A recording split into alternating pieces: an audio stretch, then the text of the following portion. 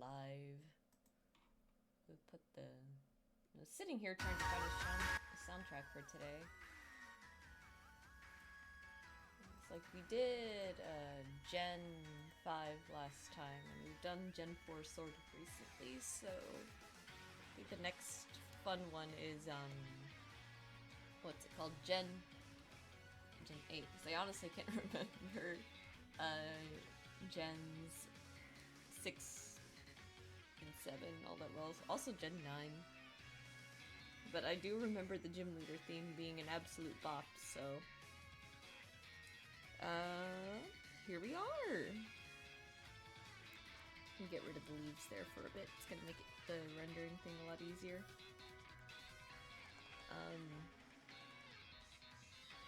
But yeah.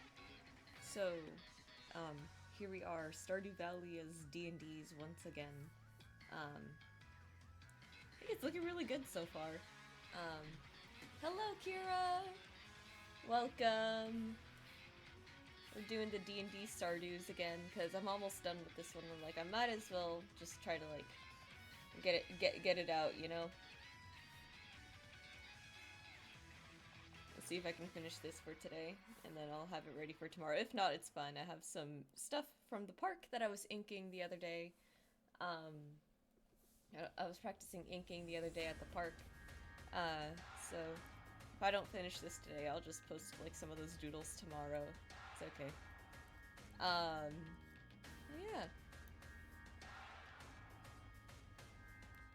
I've been good. No one showed up for D&D yesterday, but it's alright.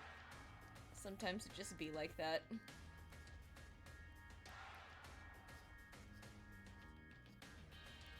I think it's just kind of hard to, like, do it on Mondays is all, but, even still. Let's see. Well, you know, I could have done the Heart Gold and Soul Silver soundtrack. That's okay. Anyways. Yeah, we're just on the rendering. I was working on this last night, and then I decided to go to bed early because, this is the early stream. Yeah, it's unfortunate that people didn't show up for D&D. It's just hard to, I think, sell it on Mondays. I'd like to do Sundays, because I know the other DM at the store wanted to do Saturdays at some point, but I don't think he ever brought that up, so it's just gonna be Mondays for now. And then, so last night, actually, last night, I was working on this. I wanted to work on it a bit longer, so because you know, if this was just one character that I was working on today, I think I could absolutely, like, get it done, like, before the end of stream, right? But, this is 3 characters, which is kind of a lot. Oops.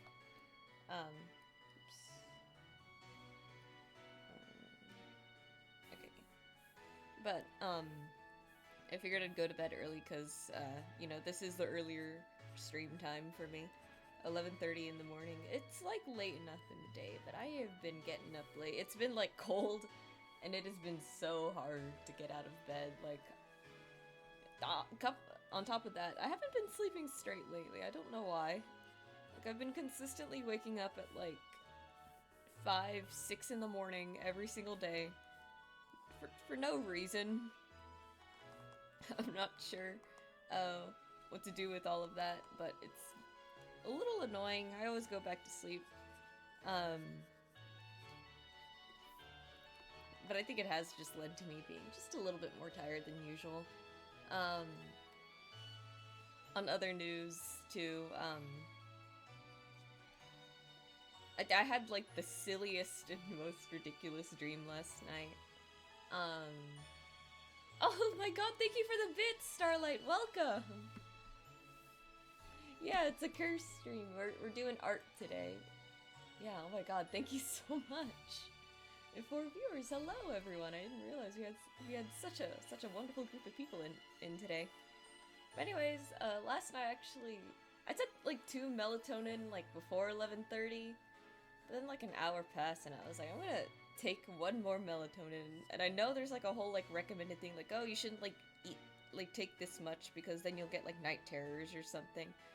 And I was like, yeah, I'll be fine. So here was the dream that ensued after 3 things of melatonin. Yeah, I'll render this part. For some reason, I was being framed for murder, which is... I feel like at some point in my life that'll probably happen. I was being framed for murder, but the weirdest thing was that their evidence was, like, receipt paper, like genuinely, like, the Carl's Jr., like, receipts, and I was just like, huh? Like, why am I being framed for murder? This is stupid. And I know why I had this dream, too. It was probably because, one of the Creepcast episodes, this is a podcast I listened to,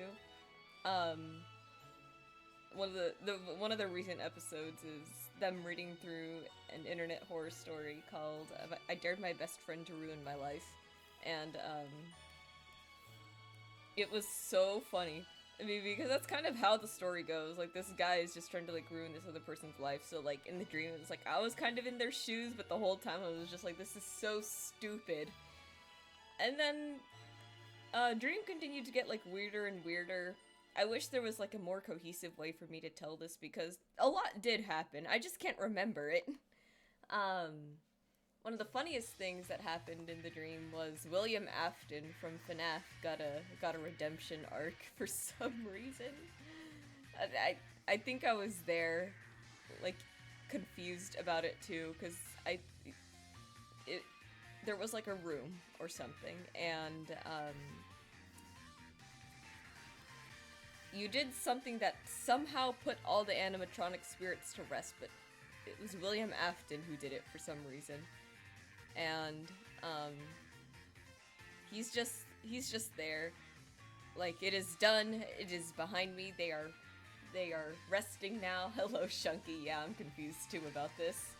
And I think I was just standing there next to him, like, what the fuck do you mean it's done now? It was really just like, I was just so like, what? I think like, in the moment, I was just there, like, in what world is this real? The dream, apparently. I was confused. But yeah.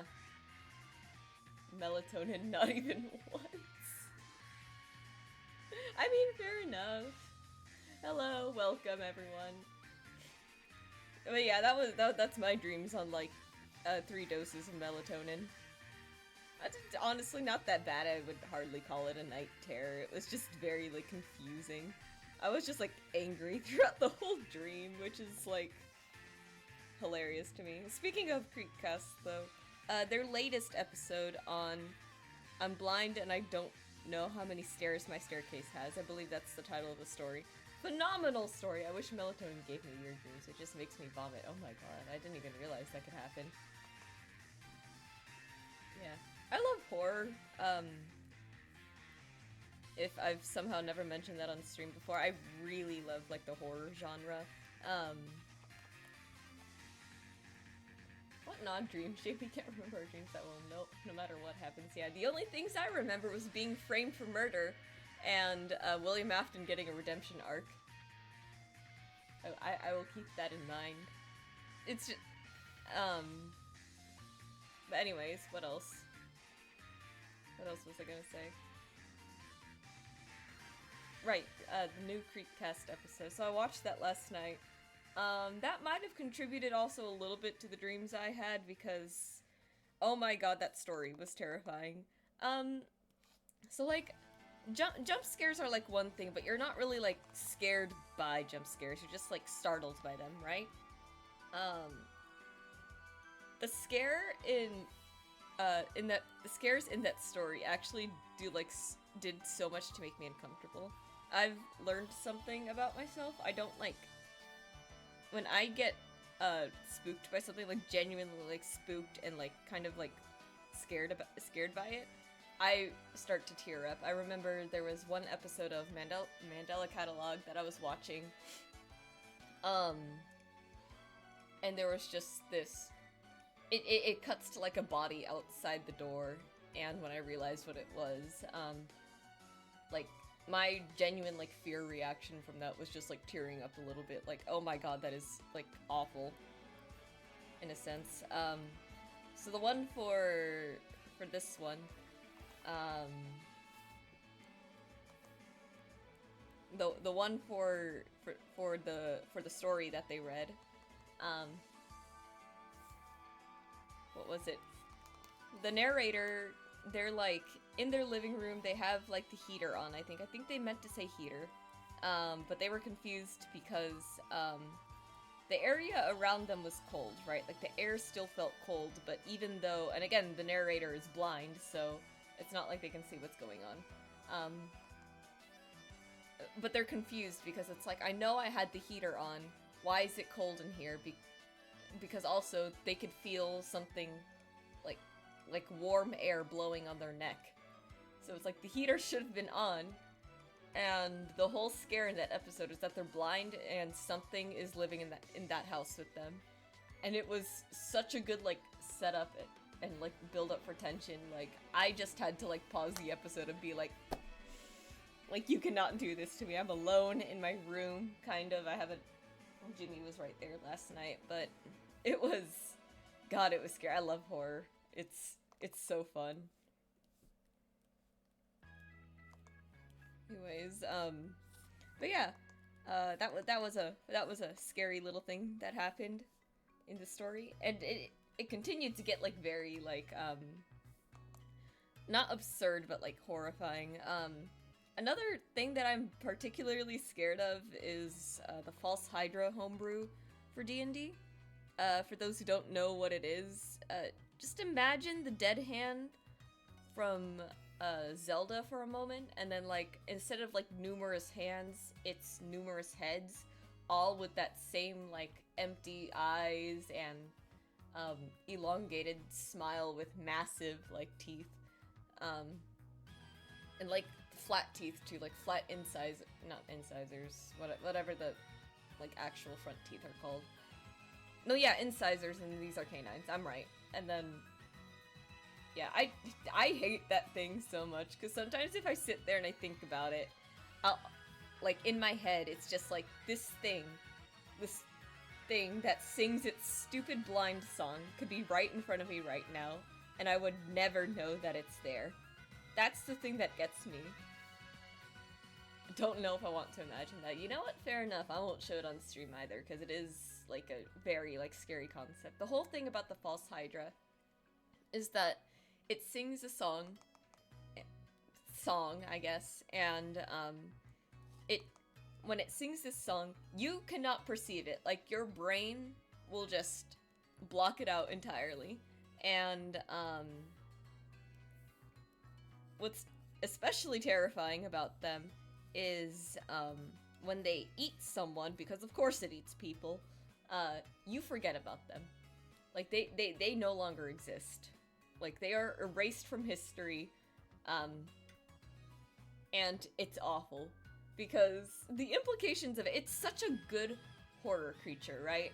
Because it relies so heavily on like something that's like so shoddy sometimes. The human brain can only remember so much.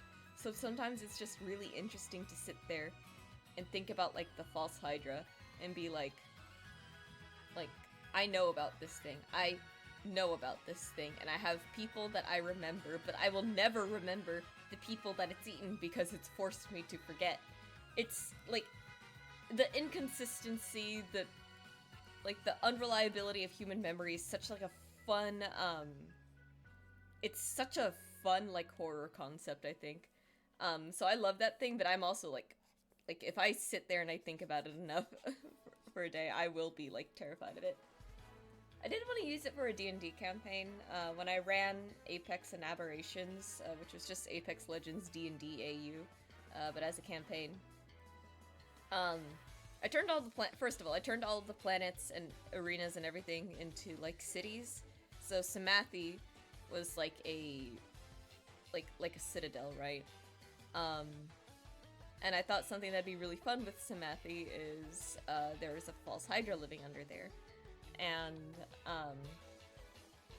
the officials are just using that False Hydra. Like if there are like protesters they don't like or anything, They just round up the protesters, feed them to the Hydra, and suddenly the public forgets everything that ever happened, which is just a really, really, like, fun, like you know Bossing Say from, like, Avatar was kind of like that. Like, that was kind of, like, the vibe I was going for. Like, it's this perfect city, kind of, that where, like, seemingly nothing goes all that wrong. But in reality, there's, like, this dark, dark thing that lurks underneath, and,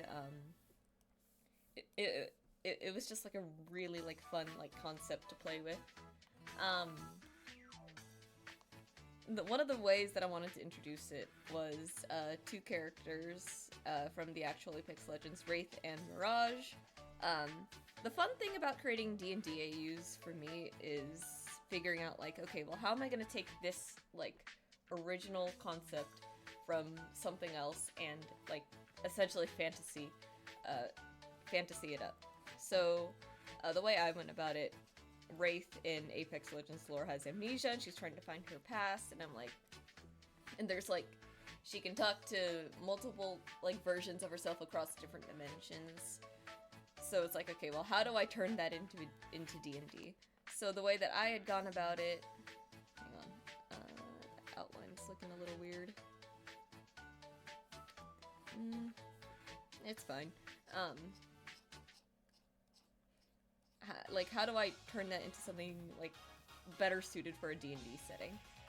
So I said, okay, well, she has a twin sister that she can communicate with psychically across long distances, and one day when this sister gets asked to do a job in Sanathi, they're communicating with each other, like, across the continent, essentially, until one day, like, there's just radio silence, like, she cannot contact her sister at all. And of course that means, like, the false Hydra got her. The way that I imagine it happening is, this was around the time when the false Hydra was first being discovered, and when that sister was hired to go investigate and everything, she ended up, like, getting consumed, and the city is just trying to, like, cover it all up. The other character, Mirage, the way I did that too is very similar. Another job to Samathi, and they just kind of never return. He has, like, 3 brothers, and they go out. And it's the same in the lore. Those brothers in actual Apex lore fought in whatever war it was called, and I don't think it was ever confirmed that they died. I think they just straight up disappeared, so... Or, like, at the very least, there was never a body bag, so, like, that's why I think they're all considered missing rather than, rather than killed. So that was a fun thing. I never got that far, though, because, as it turns out, I run into writer's block very easily, especially when it comes to campaigns. I'm really, really good at, like, things that don't require me to do things, like, long-term. Like D&D one-shots. There's a reason I can, like, make one every week or so. It's entirely different to, like, run a whole campaign and just be like, okay, well, let's see where we go from here.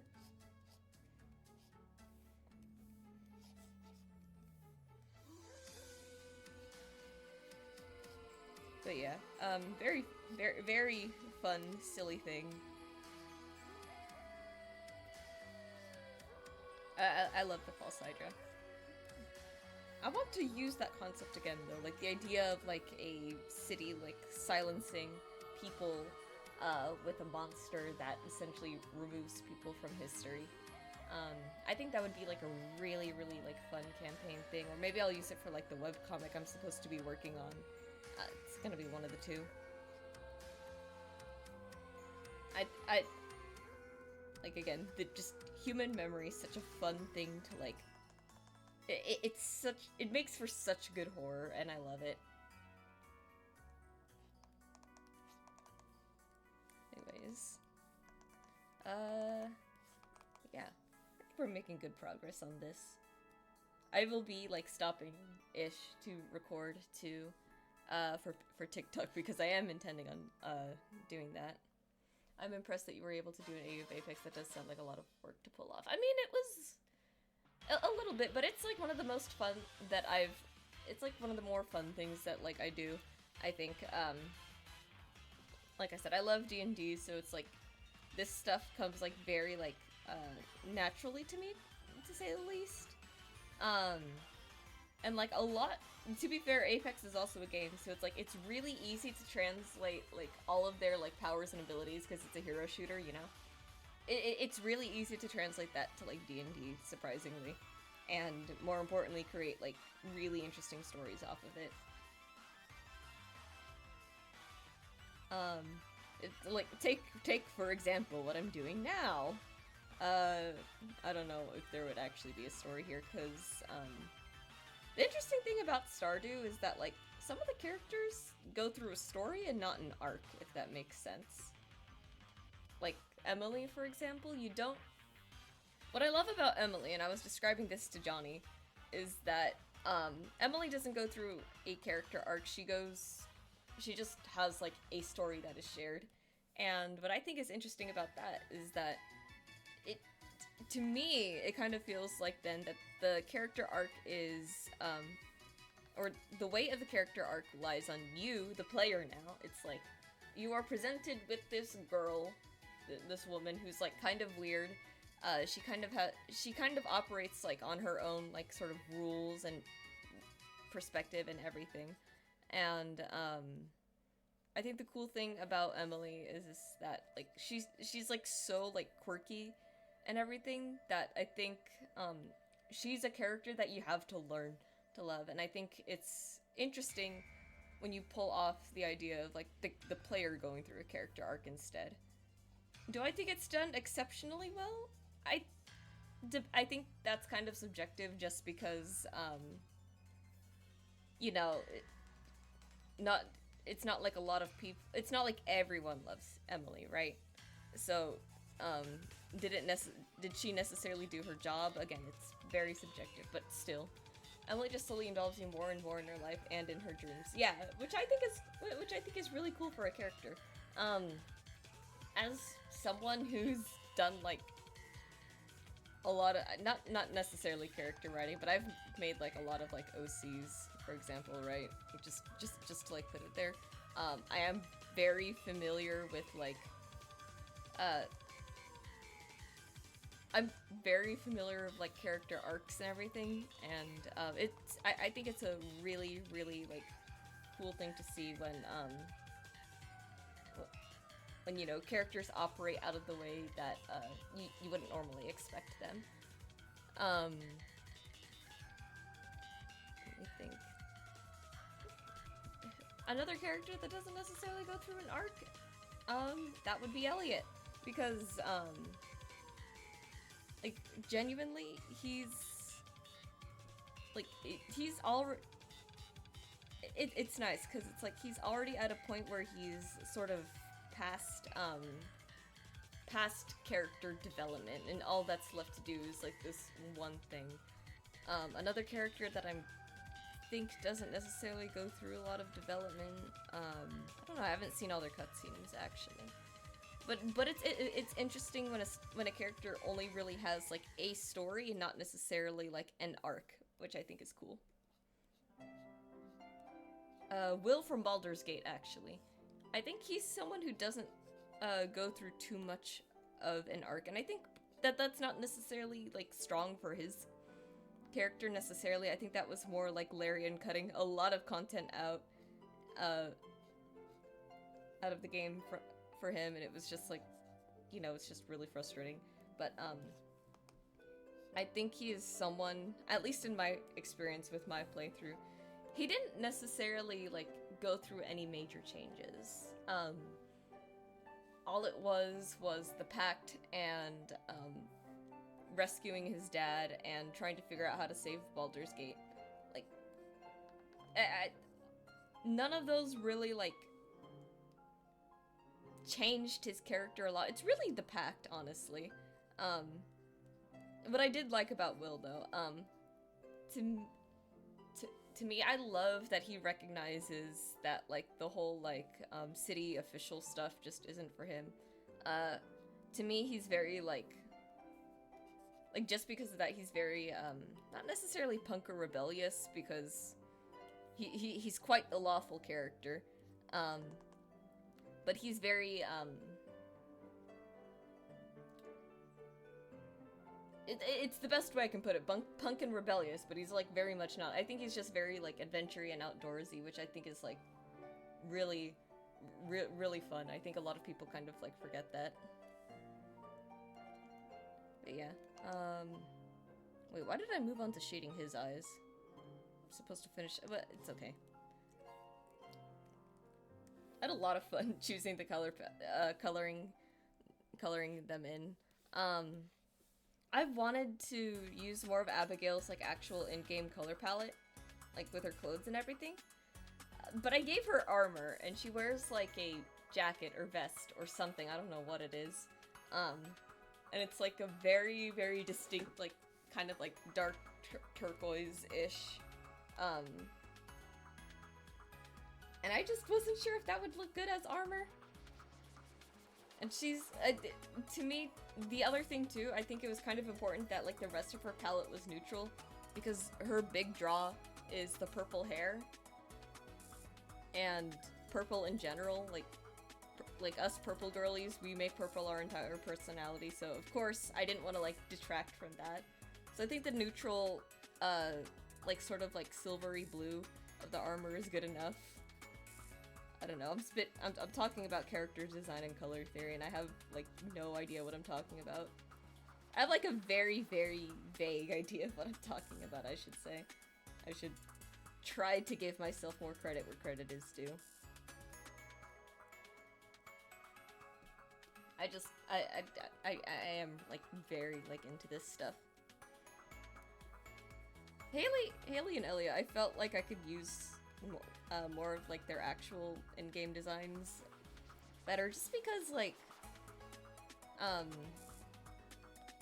for one, bards I don't usually think dress up in like heavy armor or anything, so it's like, well, might as well just give him his regular clothes for the most part.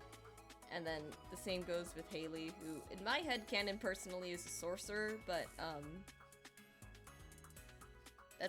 the sorcerer wouldn't exactly translate very well to the song here, so... Because again, I am trying to, like, base this off of Soldier Poet King. That funny little TikTok audio.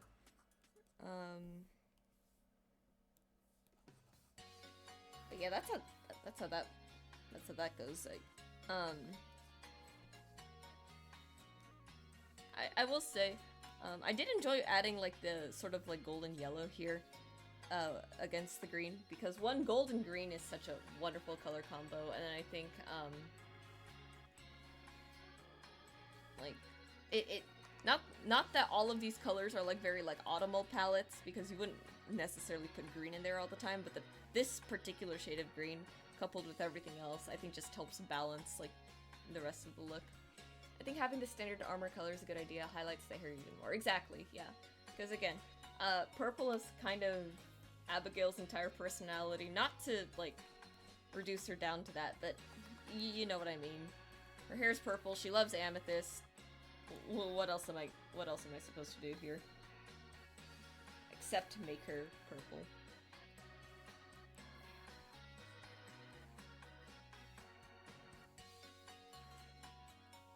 Yeah. Also, I don't think I've ever done, like, a purple tiefling before, and this was a fun excuse. I love drawing tieflings. I think it's only fair that she's a tiefling. I don't think elf really fits her. I think human just would have been like a little too boring. I think I would be yelled at if I chose like gnome or dwarf or halfling. Dragonborn I think would be interesting, but then I think people would get mad at me. I think tiefling just fits her a lot more. It's like very fun, I think.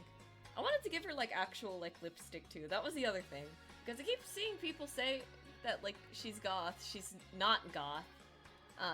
She doesn't even look goth, she's just alt, I think. Because I don't even think punk or emo fits her.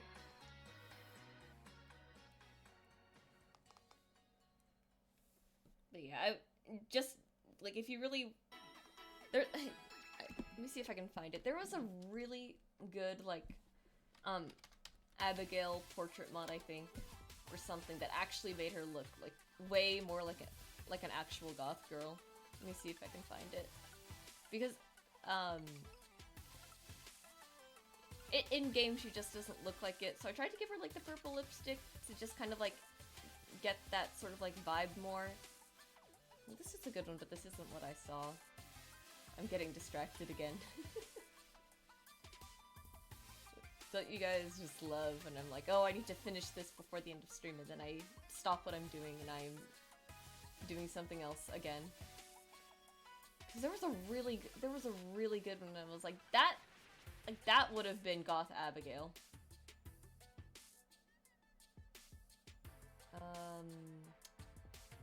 Man. I don't know, it was like she had, I think the purple was darker, but she had like this black like eyeliner and makeup and eyeshadow and everything. And it was like that would have been it. That would have been it. But like her actual canon in-game is not that. So I don't think I'm gonna find it again. If I find it again, I'll like remember it for next stream. But yeah, she's just alt in my head.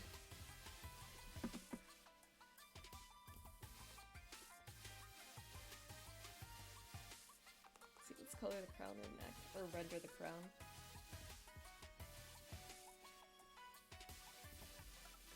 One of the things that I like doing when I render shadows is, I think technically, if you want like a better 3D effect, you want to make the shadows cooler, but I like making them more saturated because it lends to making the overall piece like pop more.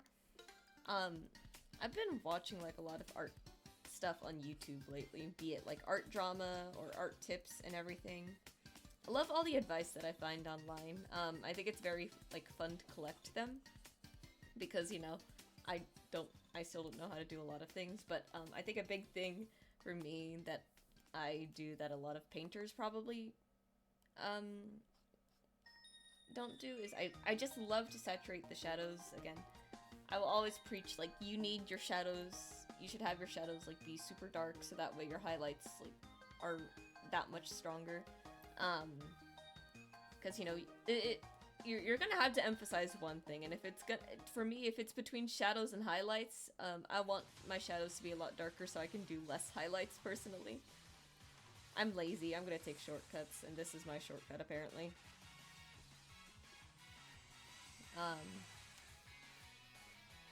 Yeah. There was another really, really, like, cool art tip that I saw.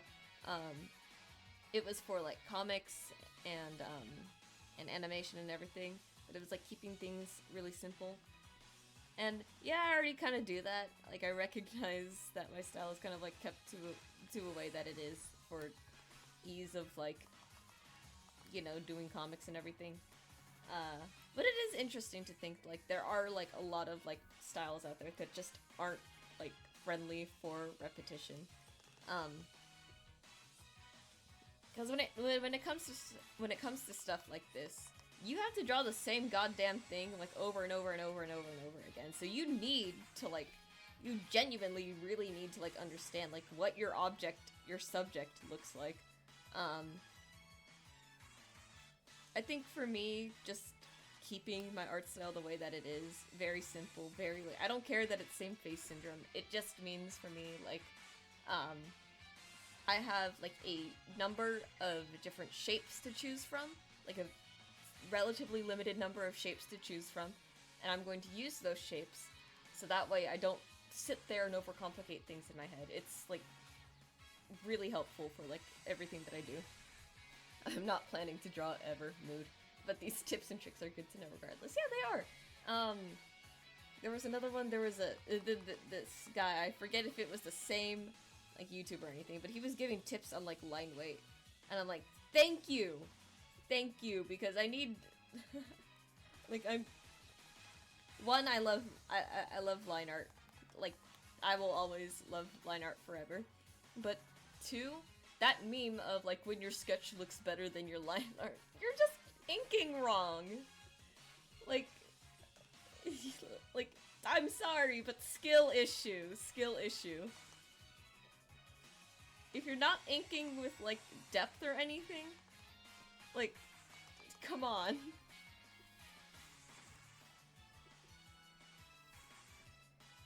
Like line depth is such like a I'm not necessarily saying you always have to have like thick lines. I personally like them a lot, but understanding like dynamic depth and everything does so much to like make your art look infinitely better, especially when you're going for like something with a little bit more like 3D effect, like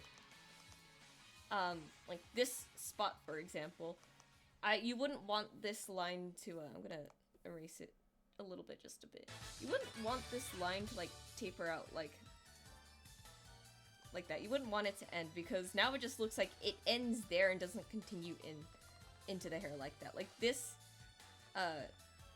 this right here creates like the illusion of like this line is continuing through this lock of hair.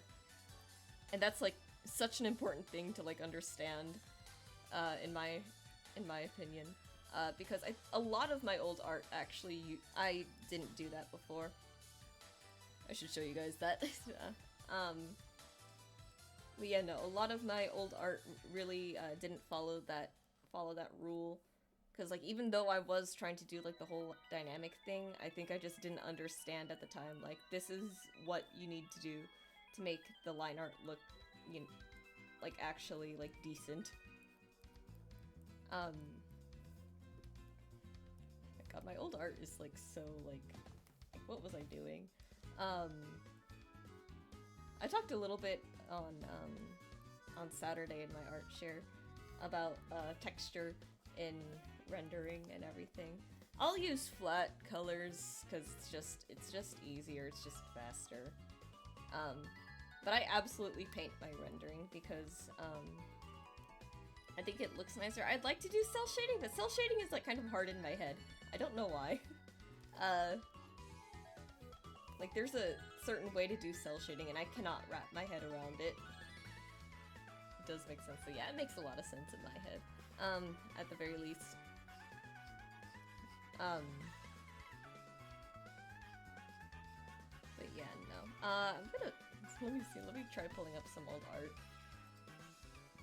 Because the reason why I like, the really dark shadows, the textured, rendering, the reason why I like that is because, to me, it doesn't make sense to include something in your art if you can't really see it all that well to begin with. Like, I kind of, like, leave the line art aside, because I do end up inking a lot of things usually. And that's just kind of how it goes. But if I scroll down to like my really old art, I was so obsessed before with like only the smoothest of gradients, and like smooth gradients are nice and all, but I don't think they're interesting. And the way that I was doing it, keep the music playing. The way I was doing it, I'm gonna pull up this one. You can't see the shadows. So to me, in my head, it's like, why did I even bother, like, rendering then? We'll just open a new canvas. I think this one's kind of small, though. Oh yeah, it's very small. But you can just, like, you can't see the this is an old piece I did back in, like, 2019, 2018, one of those two. But, like, you can see, like, some shadows, but you can't... Like, they're not super visible, and, like, I've already redrawn this. I show it off sometimes, but, it's like, when you look at the overall thing, it's like, how do I even know that there's shadows here, like, without looking closely? I feel like a lot of my art, like, people aren't necessarily gonna, like, zoom in all the time. They're not gonna spend, like, too much time on it, usually. So right off the bat, everything about my art to me should look very like strong and loud, very like in your face. Everything about it is too subtle. This highlight here is probably the most visible like thing about the rendering aside from the blush. I wish this was higher like resolution, but I copied this off of Google Photos and the actual file is on my laptop, and I'm not opening that. But you can see also just like lines just not really like continuing like where they should. Like they kind of like stop a little early sometimes. It's just really hard to see. But yeah, the actual redraw of this piece I'm super proud of. But yeah, that's why I kind of like I've kind of stopped caring too much about making things like super smooth. I'll just kind of like lay down the color and just like I'll give a little bit of a gradient, but I'm not like overly like obsessed about it. Airbrush was like the worst era of my art, I think. That just made everything look too soft. You couldn't see anything, and it was just to be fair, it made the rendering like even harder because I was trying to go for like that really like smooth gradient, but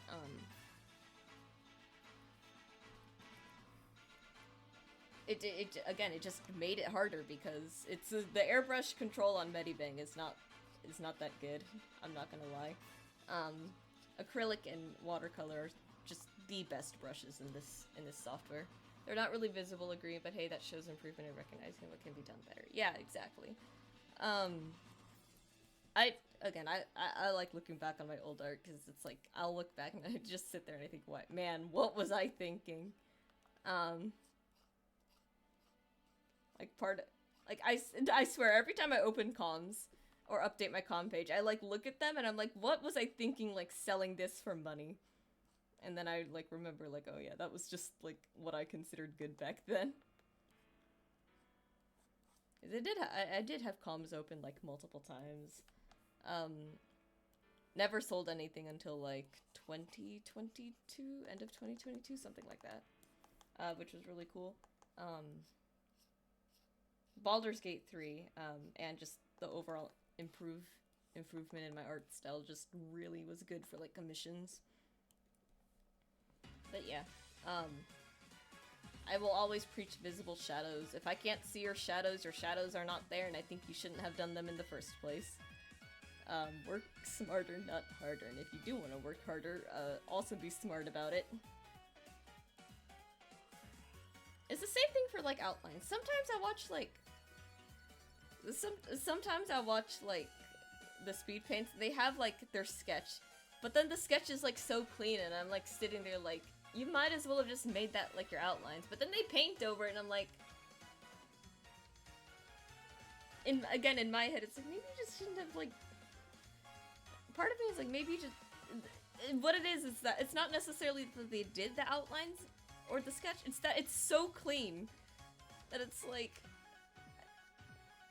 I feel like you either one should have utilized how clean that sketch was more and actually use it as line art, or two, just like kind of like forgoed that whole thing in the first place. Just because to me, just kind of it's fine if they want to draw like that, right? I'm not saying that it's wrong, but to me it feels like extra work, and I'm like man, I do not have the patience to like sit there and then like paint over something that I spent like hours cleaning up.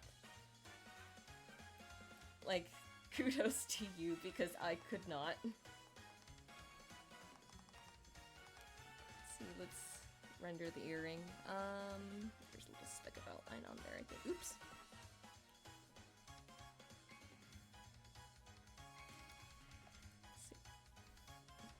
Johnny is trying to get me to play, like, Red Dead Online now, I think. He's been playing with one of our co-workers. He played last night for a little bit. It sounds fun.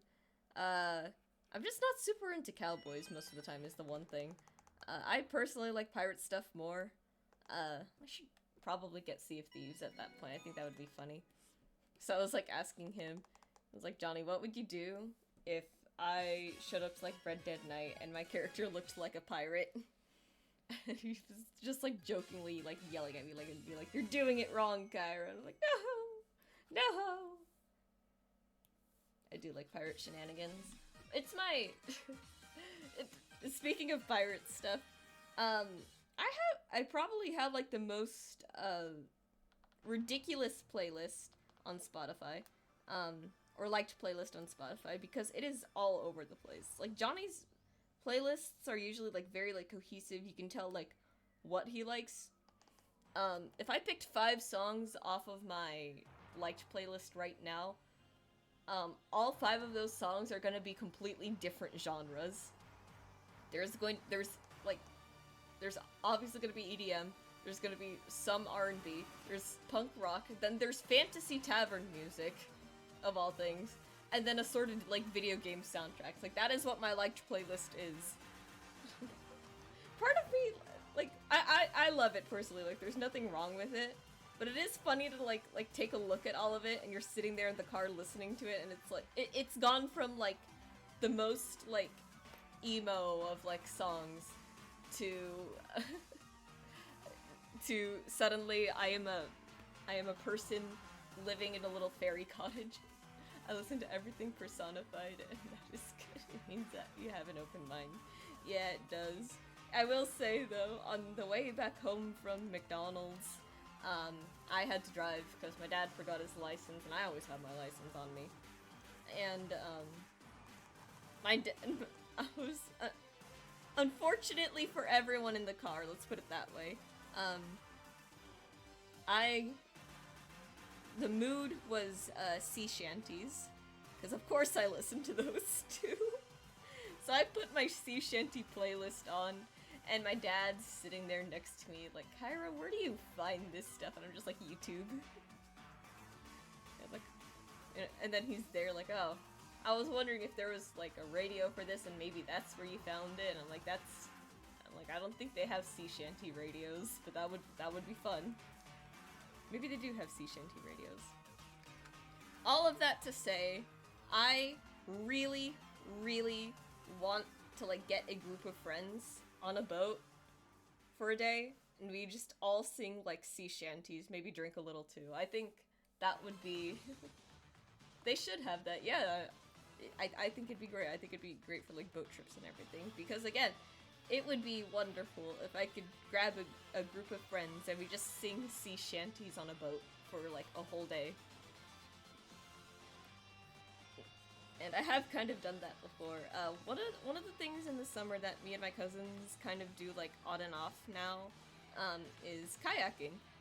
My cousins live a lot closer to the beach than I do, so we'll all like pool our money together, and we'll rent like a couple of kayaks. And the cool thing about this spot is you can kayak over to a Barnes & Noble, and just like other places. One time, the first time we did it, they had a Ruby's Diner that was still open, but unfortunately at the time as well, I think I was still, this was either like early college or high school still, so that, and being the oldest in the group too, that means,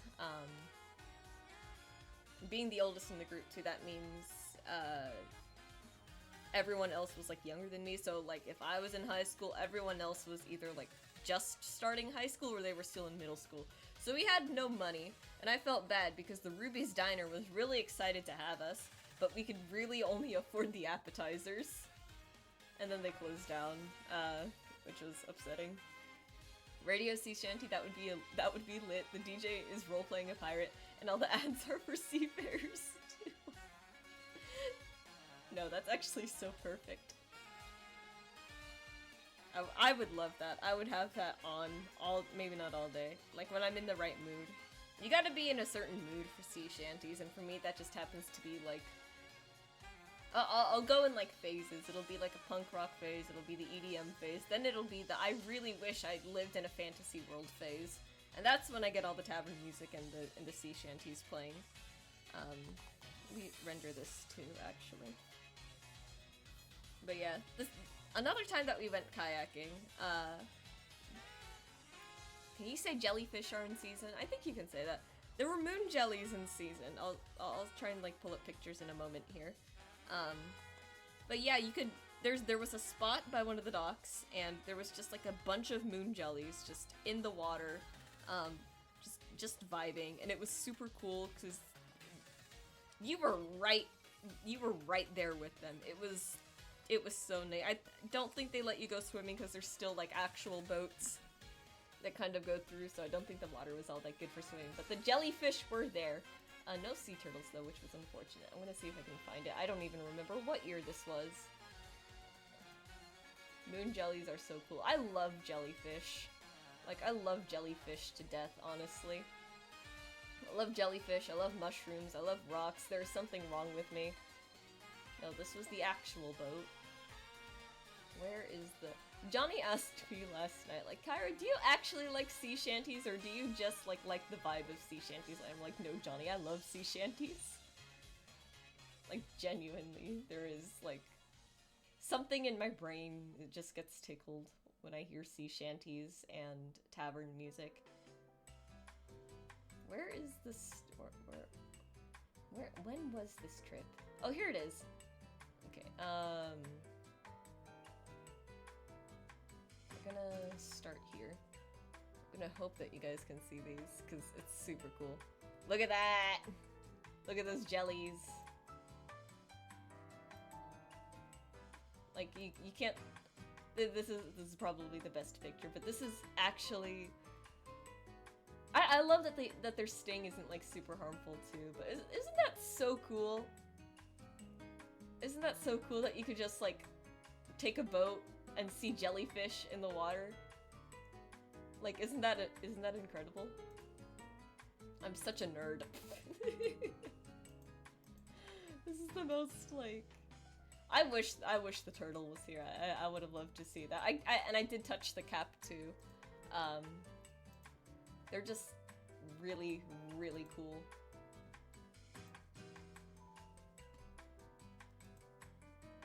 Yeah, I should post those on, I started like talking about moon jellies and we dropped to 2 viewers. That's okay. Yeah, no, that was... I miss going on the kayak, but I will say, it's all, you never expect this, because like swimming is like relatively easy, right? But when you're moving a whole ass boat,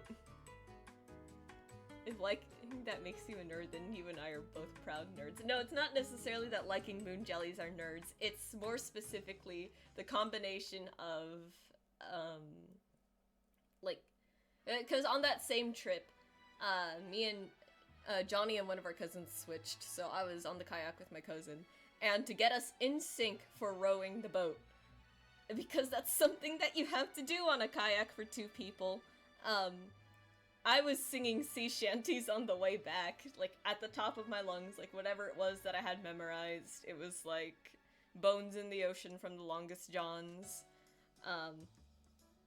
I think only a little bit of the Wellerman. For some reason, I didn't have the Wellerman completely memorized yet. Here's Health to the Company. And I think those were the only ones that I had memorized at the time. I have, like, a few more memorized now. But it works! It works!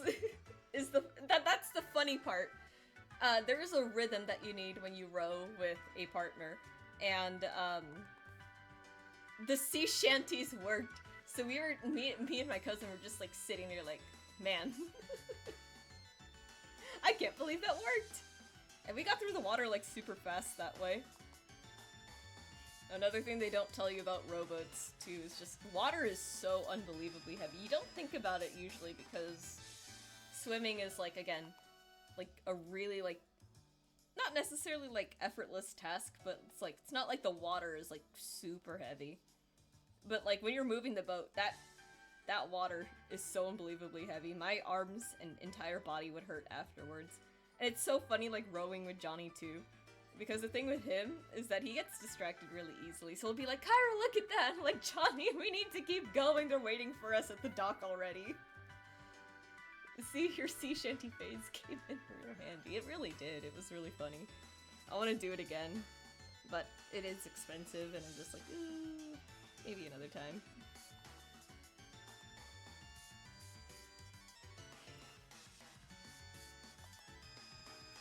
But yeah, that's me being silly on a boat. That's like, again, sea shanties on a boat. That's my ideal hangout. I think me and a group of friends should do that one day. Let's see. I think the one thing about the sea shanty playlist that I have is that a lot of them are the same song. Um, I'm trying to find more. It's kind of, sometimes it's a little hard to find one that like really has like the right kind of vibe that you're looking for. If there's any like common thread throughout a lot of the music that I listen to personally, um, I really like dance music. I don't dance myself because I always feel like very like awkward. Um, but I love dance music. Like I love high energy stuff. So that's like the only common thread throughout like most of the songs that I listen to. It's high energy dance music. And dance, of course, is just like a very like broad spectrum of stuff. Just appreciate the harmonies of Group of Sailors with the catchy rhythm. Exactly. Exactly. And other things too, speaking on like more funny pirate shenanigans, my contact, sometimes they just don't sit right. I don't know if it's like they just dry out really fast, because I think it'd be weird if it dried out like super fast, right? Because I just got them out of their contact solution. So it's like, why are you dry already? But it's not sitting right. So it's just the left one right now. So the left one, it's like half my vision is there. But the right one I can see perfectly fine out of. Oh, hello, welcome, first time chat. Hello! We're talking about pirate shenanigans. Because deep down somewhere I apparently really want to be a pirate. But anyways, yeah, so the left contact isn't sitting in properly, the right one is fine. So that means like one half of my vision is like slightly impaired, and the other one isn't. Which is somehow even worse than having like straight up impaired vision, because it's what it is that it's very like disorienting, I think. So it makes reading, for one, like stupid difficult. It makes drawing stupid difficult, which is kind of why I'm wearing glasses right now. I didn't really like want to put on my contacts, and it's still like screwing up. And then I just have to sit there for like stream or like take it off and everything. Glasses was the easier way to go today. So I'm like telling my game store coworker last night, like, if this contact does not fix itself by Wednesday, I am wearing an eye patch to work and no one can stop me. And we're just laughing at the idea of like me taking orders in like a pirate voice, like it's the Krusty Krab or something.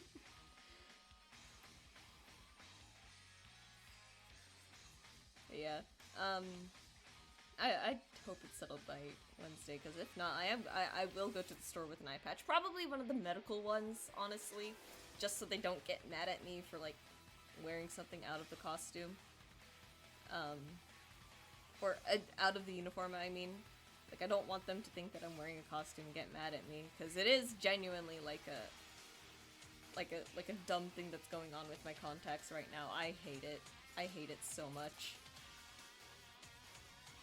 It's a bit too dark.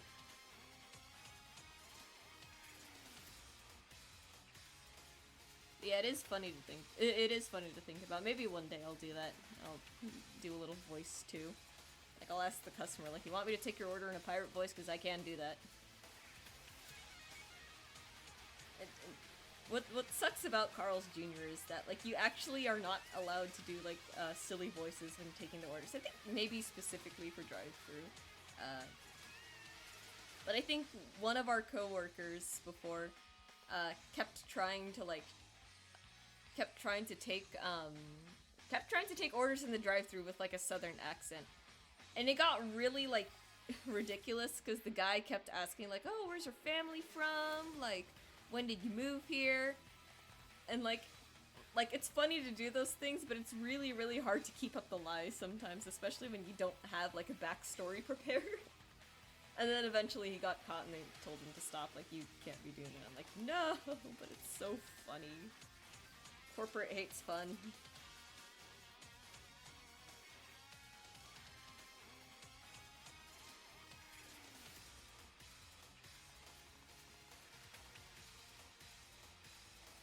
Yeah, I was considering like doing a funny voice, I think at one point for drive-thru, and I was like trying to come up with a backstory, but then Johnny told me about that and I was like, oh, okay, never mind.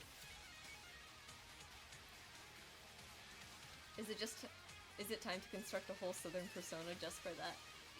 With enough research you could, is the thing. That's the funny part. But like you genuinely could. Like, if you just sit there and be like, okay, I'm gonna listen to like the dialect from this part of the country, and then I'm going to like imitate it, and I'm gonna come up with like a whole thing of like where my family came from, where I came from, how long I've been here. Cause you can do that. You can do that. If I'm pretty sure that if I just practiced like Bisaya enough and everything, I could genuinely like make up a whole thing where it's like, oh yeah, I was originally from Cebu, and I moved here like maybe 6 months ago, still getting used to the whole thing. Like, that's a believable timeline, honestly. And I have been to Cebu, so I would know what I'm talking about.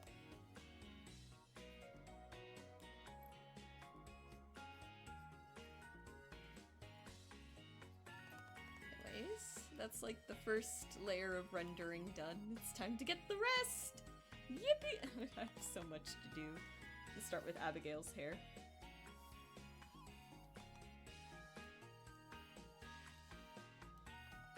Part of me has always like kind of wanted to dye my hair, but I have a thing about like permanence and like commitment.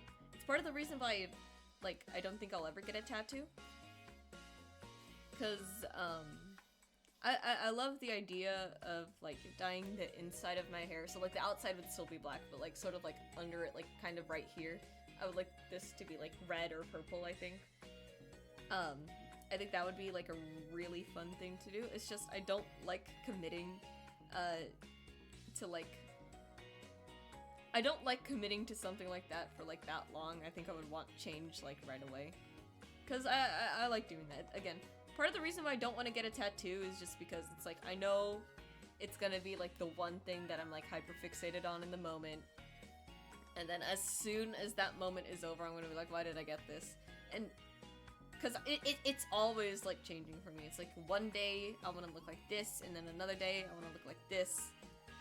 And most days I look the same, but just like on those rare occasions, I just feel like I don't want to sit there and be like, man, I wish I got something different. Like, tattoos are just something you have to put like a lot of thought into, and I just have commitment issues, as it turns out.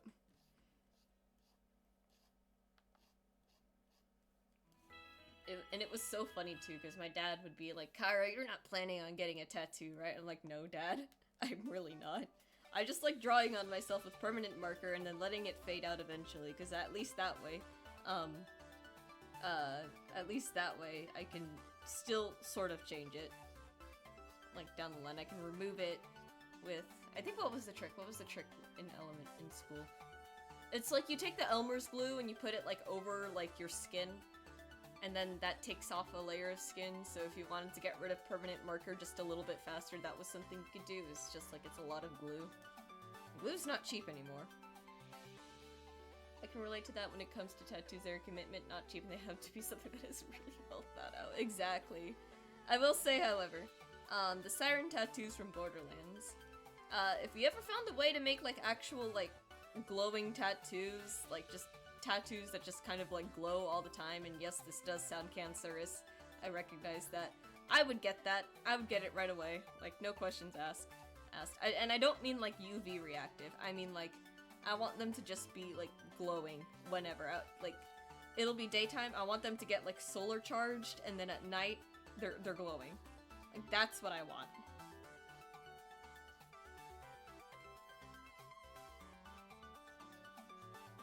I sound like an insane person. Would I go full siren? Oh, thank you. I'm glad you like my art style. Would I go full siren? I think just the arm. I think I could tolerate the arm way more than like anything else. Because I think it'd just be like really hard. to like sit still for that. I have a high pain tolerance, but like that's kind of just on the spots that could get like bumped around a lot. I know one tattoo that I was thinking. Also, yeah, it's Abigail. It's Abigail. Thank you for the eyes. I thought I made her as a Zariel tiefling in Baldur's Gate 3, so I thought like the extra little like eye slit here would be fun to go with. One tattoo that I was considering getting, and this is kind of like obsolete now. I don't show off my arms a lot on stream because it's kind of hard to, because my drawing tablet's all the way down here and this sleeve is being very uncooperative. But I love the idea of like an Ouroboros mark around my wrist because that's what one of my D&D OCs have. But I have this bracelet already. It's not like super easy to see, I think. It kind of does that already, so it's like, well, no point in getting the tattoo.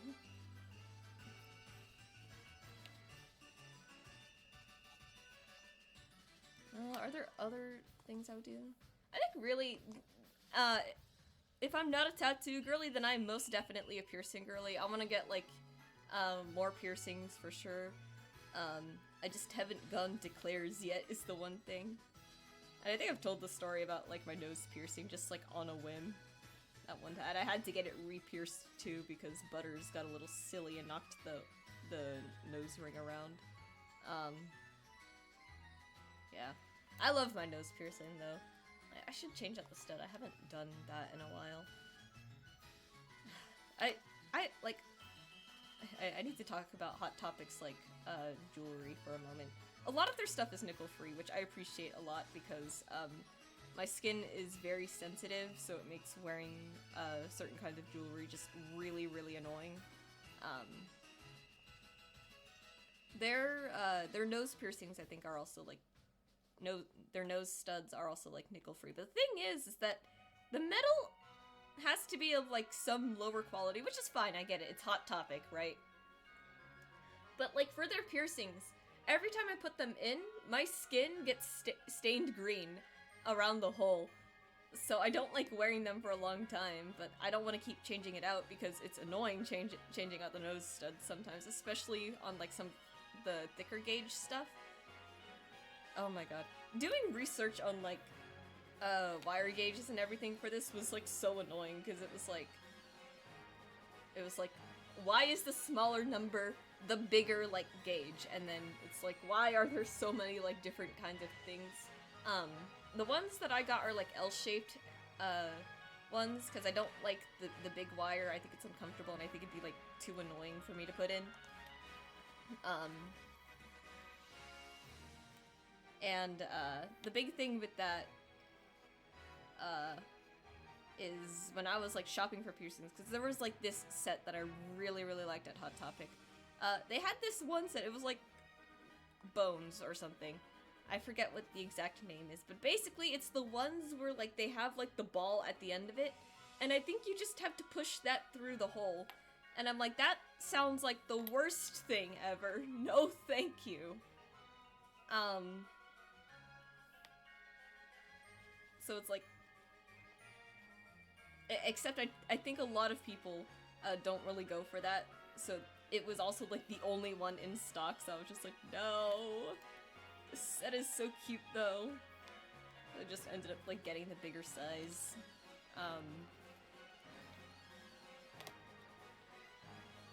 It's fine, though. I'll deal with it. I don't think I would get, like, any other nose. I don't think I would want to get any other, like, body piercings. Because, like, I really just like earrings. Body piercings are cool, but I don't think, like... I think I would be very uncomfortable with, like, a lot of them. Like, the eyebrow piercing, for example. Part of what makes it uncomfortable for me is the idea of, like, there's a hole in my face. Like, there's an extra hole in there. And, I think for me, it's just like, ugh, strange. Like, can I breathe through it? Can I stick a toothpick through it? It's just, like, weird questions that I'll ask myself, and I'll just, like, psych myself out of it. But I can stand, like, ear piercings and, like, other spots with cartilage, because that makes sense. Let's see. How do I want to do this spot?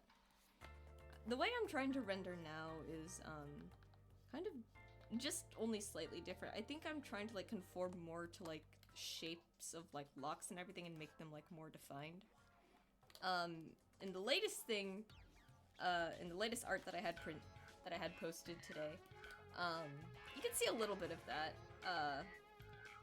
Let's see, I'm gonna pull up like my favorite detail. Earrings are chill, the earlobe is basically a canvas, exactly. Like, I want a second one there, I want some helix piercings, because I think it'd be very fun. I have a lot of earrings and absolutely, like, no real estate to, like, wear them all. God, the Twitter follower, like, the Twitter followers are just keep fluctuating. I'm like, are you guys okay? Change the display real quick. This was one of my favorite details in the latest art that I posted.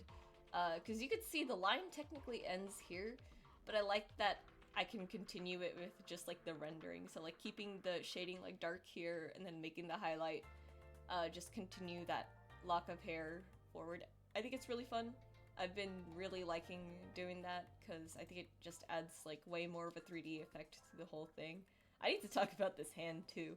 You guys don't understand how frustrated I was with this. There's a meme where it's like this like hand pose or something right here is like the artist's like worst nightmare. That is such a good piece. The lighting, the hair, the colors, he knocked it out of the park. Thank you! I'll talk more about this piece in a moment.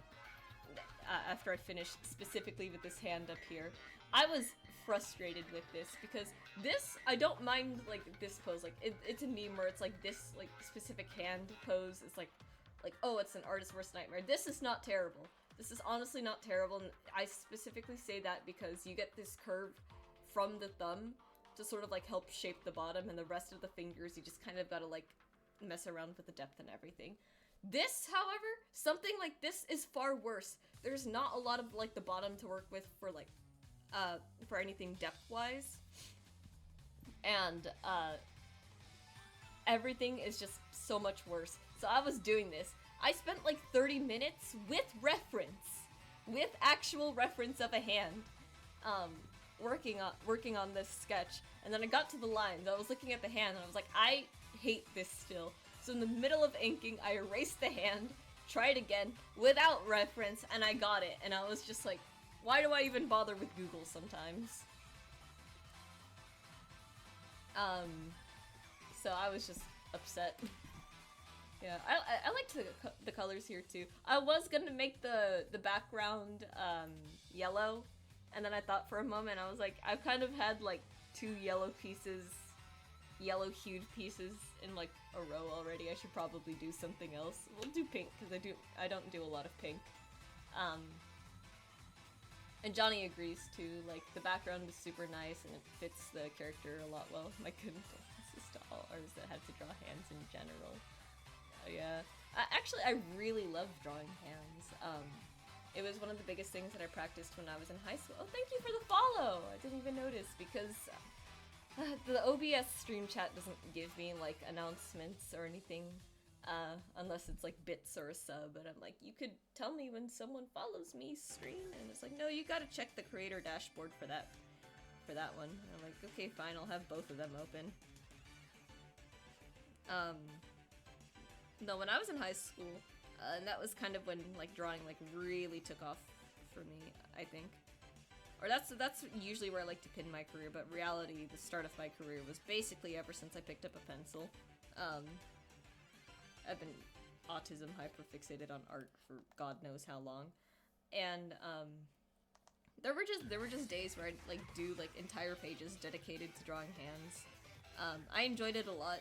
Yeah, I think it really helped me in the long run, just like drawing something that is arguably very tough, because it's actually not that bad anymore. Closed fists I think I still need to work on, but overall, like, this wasn't too bad. This was fairly easy. That's off screen. And these still look alright.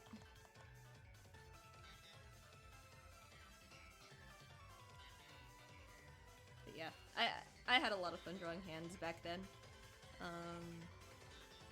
Eyes were like another thing. I practiced a lot with him, just like that was all it is.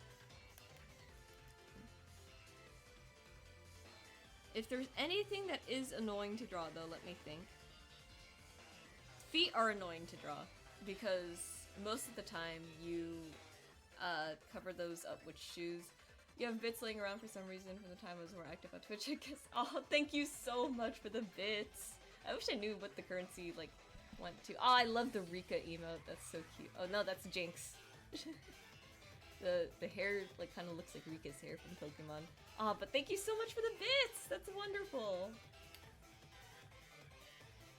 But yeah,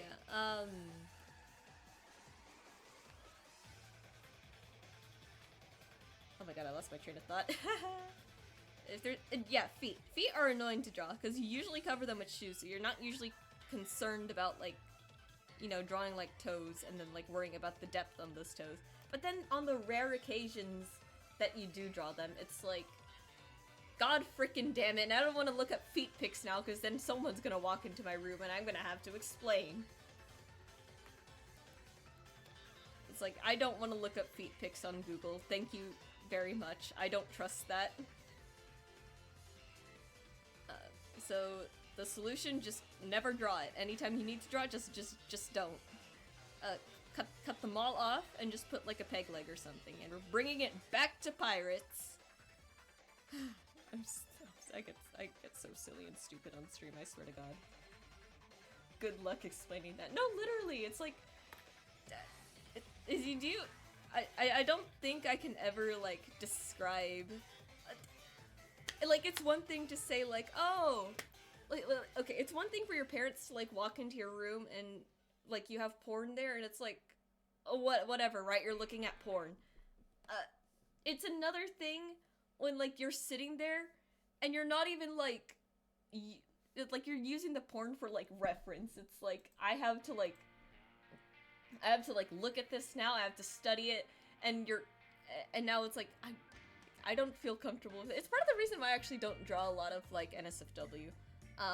One, I don't want to look up the reference for it. Two, drawing porn is just not as fun as drawing regular art. All your future characters will be standing in ankle-high puddles to hide their feet, as they should. Or at the very least, they're just gonna be wearing shoes and socks.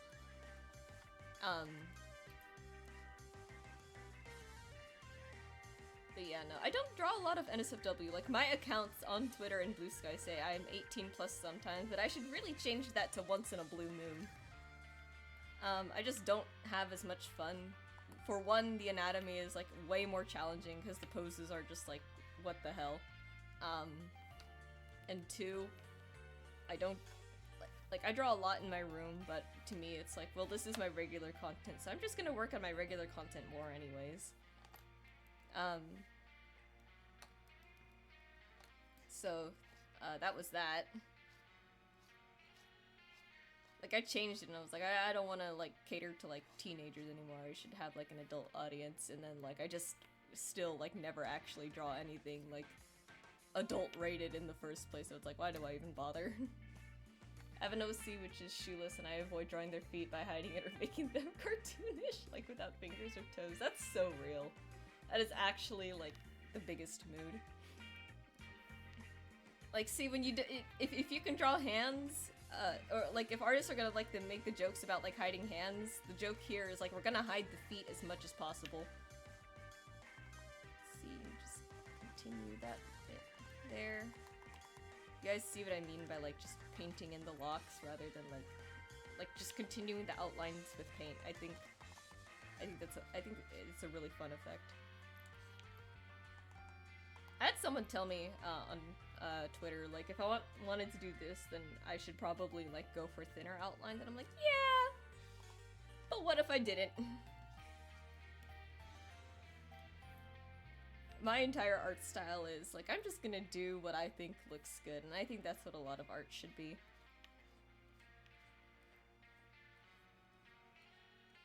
I also, again, if I change, I like my style specifically because, I think it'd be really funny if an AI decided to train off my art and then it completely screwed over the rest of a piece because now there's just thick outlines out of nowhere. And then you would be able to really tell that it's AI. It's like an AI honeypot. Exactly, draw what I enjoy. Exactly.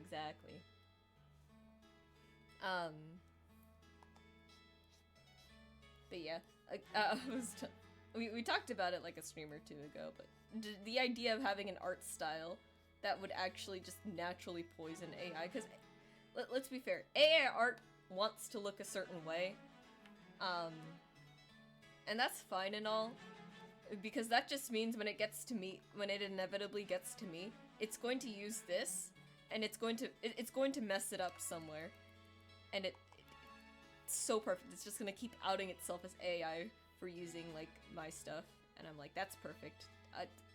Train off of me, AI. It'll be really funny to see. We should all work together to make art that just naturally poisons AI. We don't need to worry about like glazing over things.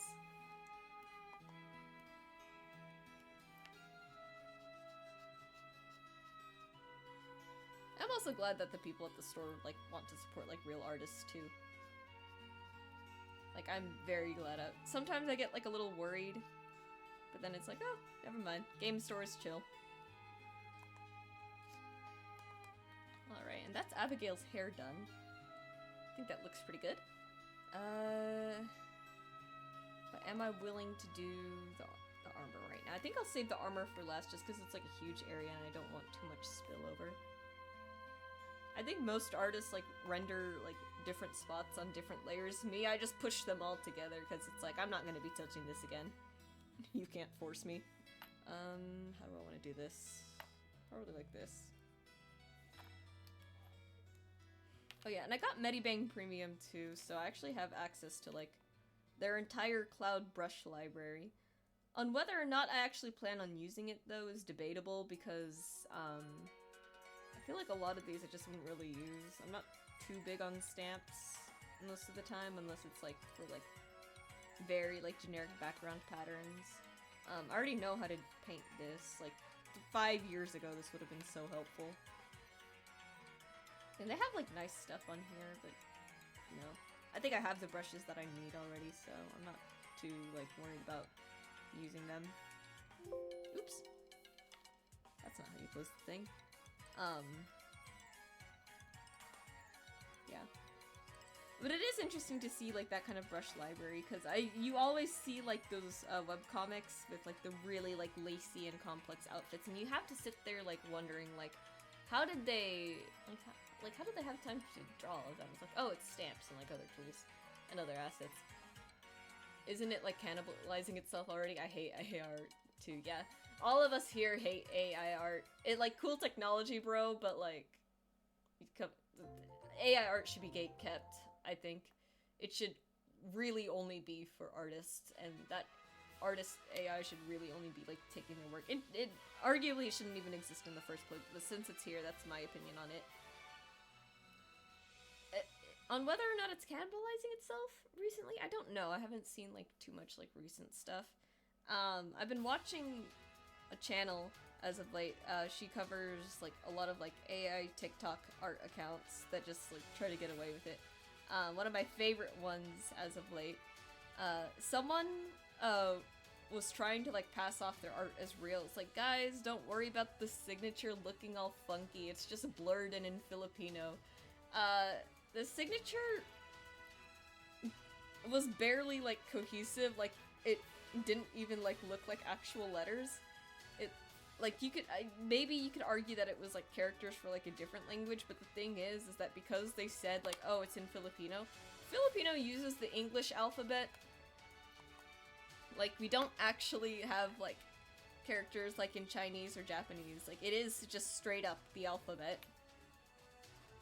So it's just like, nice try, bro.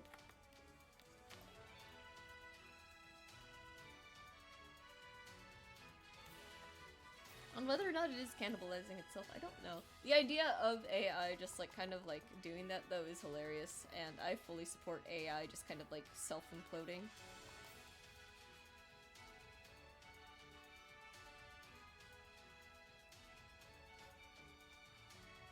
As it turns out, too, in a lot of like the art circles, because of like the fear mongering that has gone on with AI, there's a lot of people like accusing artists of having like AI art, and I'm just like, I hope one day that happens to me. Not because I want to like thrive off of like the drama or anything, because I think it'd be really funny, like if I got accused of that, and then I just pull up my stream, or I'm working on the art. Ah, yes, blame it on a different language, but fall on your butt anyways. Nice try, exactly. Next time he'll try to say he writes an enchanting table. Honestly, yeah, that would have been the better out. That would have made more sense, because it really did look like that. I think they were only like 16 or anything, too, so it's like, well, they're just being stupid on the internet.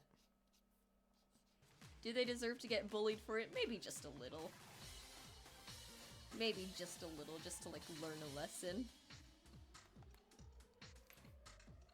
But I think they do like want that negative attention anyway, so just, you know, negative attention doesn't last. Unless it's Elon Musk for some reason.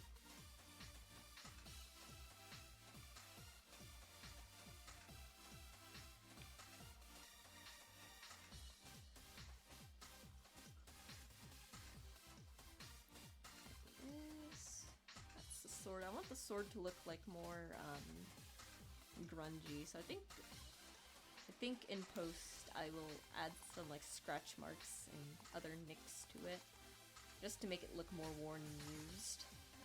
What else can I render here without worrying too much about spillover? I think the gloves in this thing should be fine.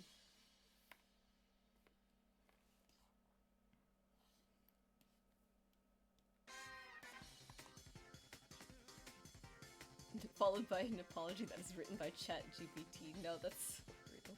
I've never used ChatGPT. Johnny uses it sometimes just to like get like a quick like Google answer, and he does recognize that like AI isn't like the most like reliable like source, but it does kind of help for the really dumb specific like questions that Google results probably, like, if you don't want to read through like 50 Google results for some to answer like a very specific question. I'm like, yeah, that's fair.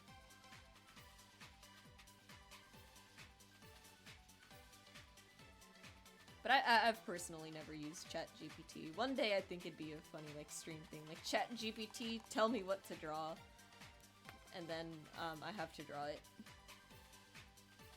Maybe we'll do that for something. Maybe like an April Fool's stream. What day is April Fool's? Let's see. Oh! April Fool's lies on a Tuesday. Oh, that's perfect. Okay, guys, we need to come up with April Fool's Day streams. So, one idea is, I asked ChatGPT what to draw for me. So that's one thing. What else should I do? It should be like an anti-pigeon curse stream. That's what it should be. I think that would be really, really silly. But the thing is that if I do art in video games on stream, what the heck is the opposite of art in video games on stream? That's the tough part, I think. So let's think. What if I drew left-handed for that? What if I just made my life like harder?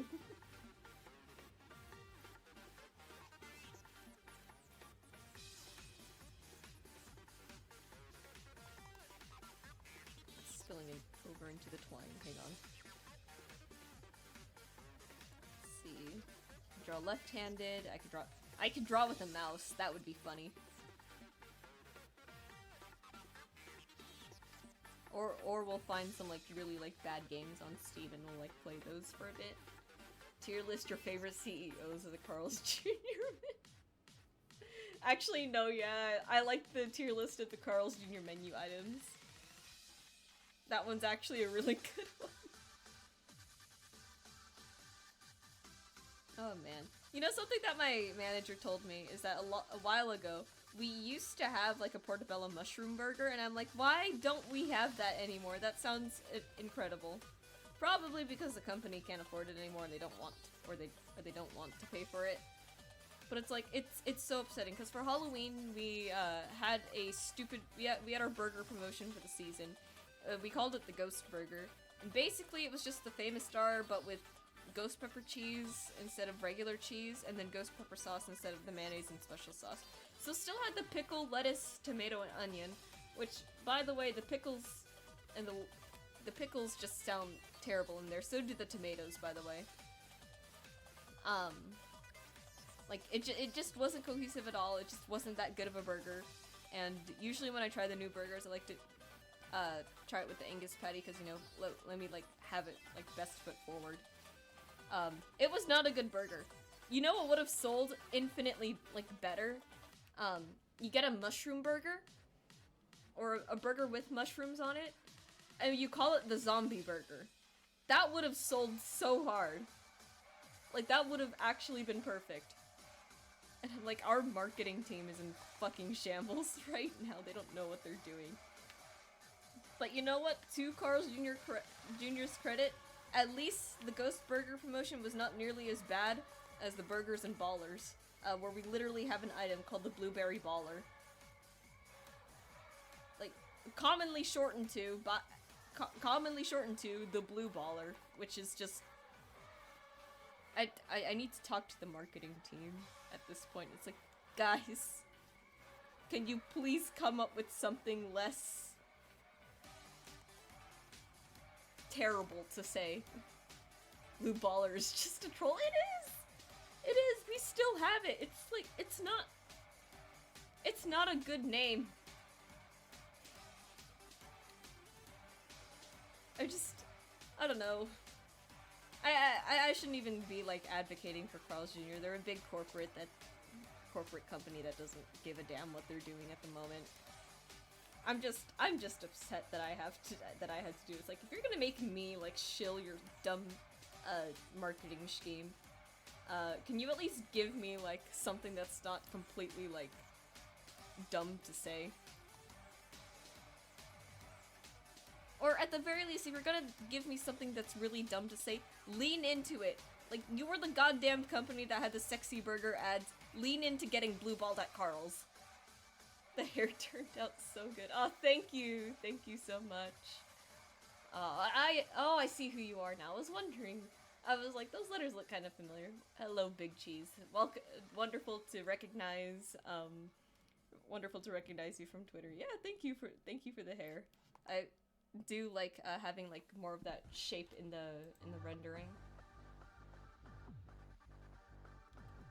Oh, they separated the gym leader track into different things. That's cool. The gym leader track from Gen 8 is actually so good. I love it.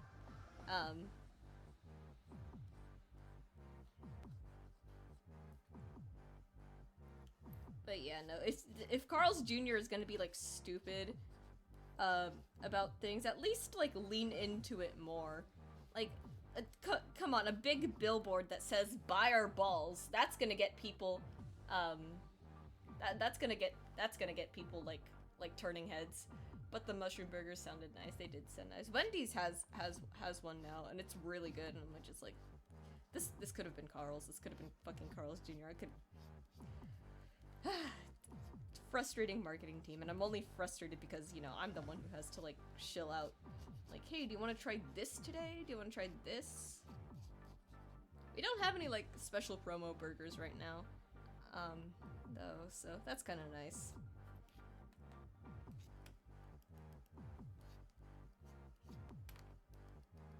But yeah, I swear, if I was in charge of the marketing team, Carl's Jr. would be making bank right now. We would have enough money to afford having a full staff. The frustrating thing about working at Carl's, I don't even hate my job. The biggest thing that I hate about it is that, like, a full staff is like, I personally would consider a full staff to be like 5 people. Like, you can get through a rush just fine like that. I think 6 would be a bit much for our location, but 5 people on the floor, for the rushes is really good. And I keep telling them, like, oh, don't forget the school rush. Oh yes, this Twitch account is an accident. I needed to bring it to the present. Oh, ancient. There we go. I can't read. Yes, bring it to the present. We do love doing that. That's what I need to do for like some of my old accounts. Sometimes I think about, like, should I bring back my Tumblr? I think about it for a little bit, like, I don't think I need to bring back my Tumblr. I think it's okay. But no, it's, the frustrating thing about working at Carl's isn't even like, oh, the work is so hard. It's really not that bad. The only thing that makes it really bad is when, like, it's like, oh wow, it's slow in the morning, guess it's time to send people home. I'm like, no, don't send people home. The school rush is about to start. And then the school rush happens, and they're like, oh my god, the drive-through time. I'm like, then why did you send those people home early? You know the school rush happens every goddamn weekday. Like that's the frustrating part to me. Because again, it's not that I hate my job. It's that the managers sometimes can't, like, they just don't understand and they haven't learned. I'm just like, please, the middle schoolers, they're coming and I don't want them to. I hate the middle schoolers. Arguably though, these kids are like more well behaved than the ones from like a few years ago. A few years ago, we had a different GM. They would not listen to her at all, but these kids at least, like, if you tell them, they will listen, which is nice. Let's see, and then let's continue that a little bit.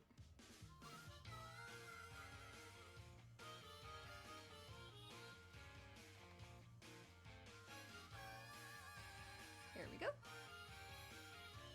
Yeah, I'm thinking I might quit soon. We have a lot of people who are just leaving, which just means the store is going to be like even more understaffed. And like, I'm like thinking to myself, let me get the hell out of Dodge before it gets really bad. There's a Starbucks in the city next to our house, and I'm thinking like, oh, well, it says they're hiring. I can try applying there at least. I'll try applying to like a few more places, just because like. I don't mind, like, the blue-collar work at all. It's, again, the only frustrating thing about it is that we're just constantly short-staffed. So, like, they know that this happens and they still do it. You'd think that after 2 or 3 rushes they would realize. And I'm like, I know! You really would think they realize. The other annoying thing about it is that every Wednesday, the elementary and the middle school get out an hour early.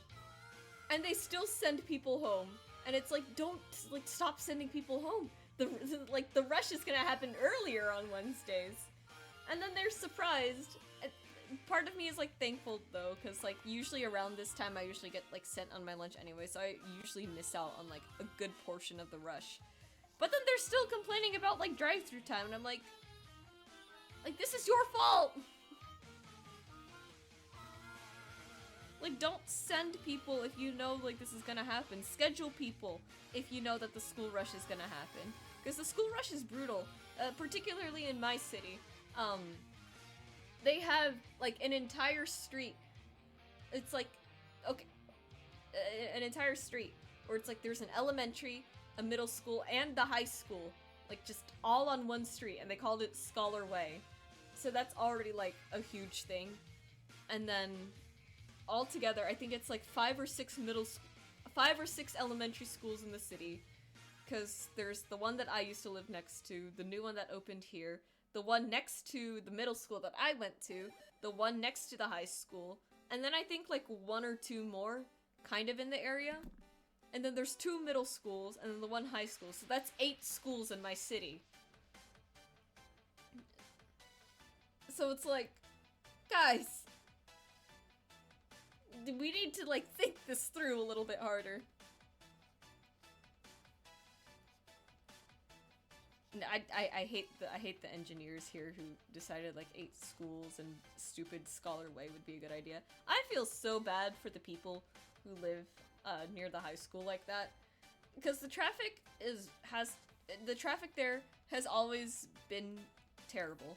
Like, the high school is maybe like 10 to 13, 15 minutes on a really bad day. 10 to 15 minutes away from my house. But then, like, on the school days, you have to leave, like, 30 minutes before school starts if you want to make it there on time. Except everyone leaves 30 minutes before school starts to make it there on time. So it just keeps getting, like, pushed back and everything. And it's like, oh my god. They need either another high school or they need to do something else because this is ridiculous. I'm ranting about, like, my city. I'm glad I'm out of school, though. Like, it's terrible here. Let's see. Bring that up. Hair is always, like, kind of, like, interesting to render, because there's always, like... I don't want to leave, like, too much of just, like, the regular color, because I want it to look... of all the things that I render and should look textured, the hair should arguably look like the most textured, so it is kind of the one that I put the most detail into.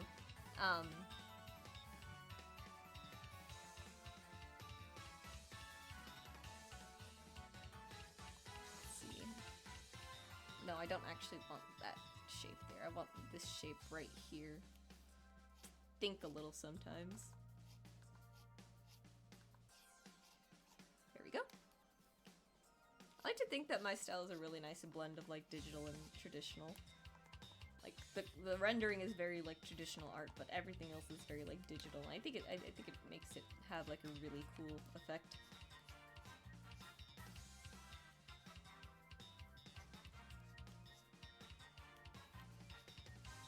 One of my favorite things that happened in our city was that, they, at some point, I think they wanted to build, like, more apartments and housing, which, on one hand, I'm sick of all the housing here because let me not say the city name again. I know I've said it once on stream before, but I should not be throwing it out there. But a lot of my city is just like, housing and restaurants, which is really annoying because there's just not much to do. But apartments were arguably a good idea because, a nearby, like, the next door city does have, like, a community college, and while we don't have, like, universities here, it's like, oh, well, that's not a terrible idea for students. And then there were so many people, like, putting signs, like, we don't want students living here, and it's like, the entitlement is insane. I'm glad you don't care about college students. That just tells me everything that I need to know. And I get it, maybe if you are renting a dorm for, like, a community college, it's like, well, maybe choose a community college that's, like, closer to your city, but at the same time, it's like, that's not as easy of a thing to say, really. Or that's something that's easier to say than, like, do, so it's like, I get it.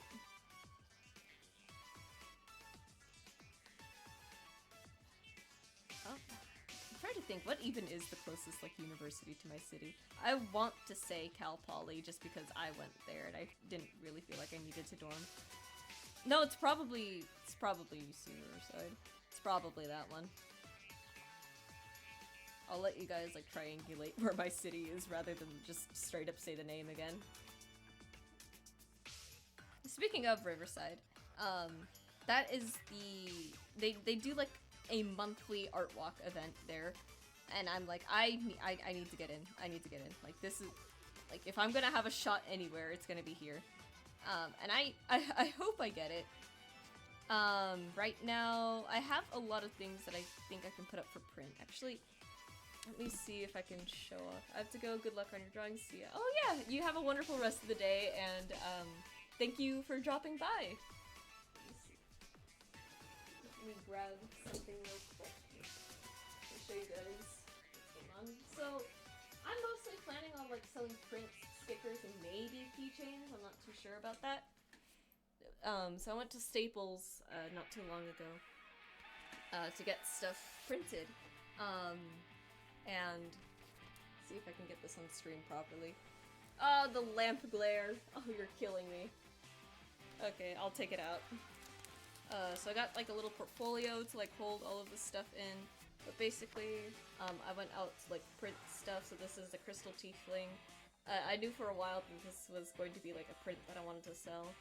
I need to, like, it's really hard to see on stream, but the Aurora did not actually print all that well, so I need to, like, go into the file and edit it and then reprint this. And then on top of that, I also printed the... Look at me, getting distracted again. Ha ha ha. I also printed like my little Year of the Snake drawing. I think this one would be like a really fun one to have up. So yeah, this one's also going to be on display. Then put that back in there. Then there was also, oh my god. There was also this one that I was like super proud of. And then I have like a few more on my wall behind me. Let me angle my camera so you guys like can actually see what I'm talking about. There's more prints over there. I got like some things, some holders to like display these in, and the game store said I could use their tables to like set up like a sort of pretend booth, because that was a big thing that I'm worried about. Like a lot of these places want like a picture of your booth set up, and part of me is just like, I've never done that before, and I don't even know if I have like a table to like do that with. So the game store is like being like really helpful right now for that, and I'm hoping, I am really hoping that the vendor app will go through. I don't know when I can apply. I don't know when I'll have like stuff ready to apply, but that is pretty much like the plan. And then of course, like in the time to like prep for the rest of it, it would just be like getting more inventory actually like stocked, because right now it's just like display demos in a sense. The rest of it is just gonna be like, okay, let me actually print out the number of stuff that I actually need. So I'm excited for that.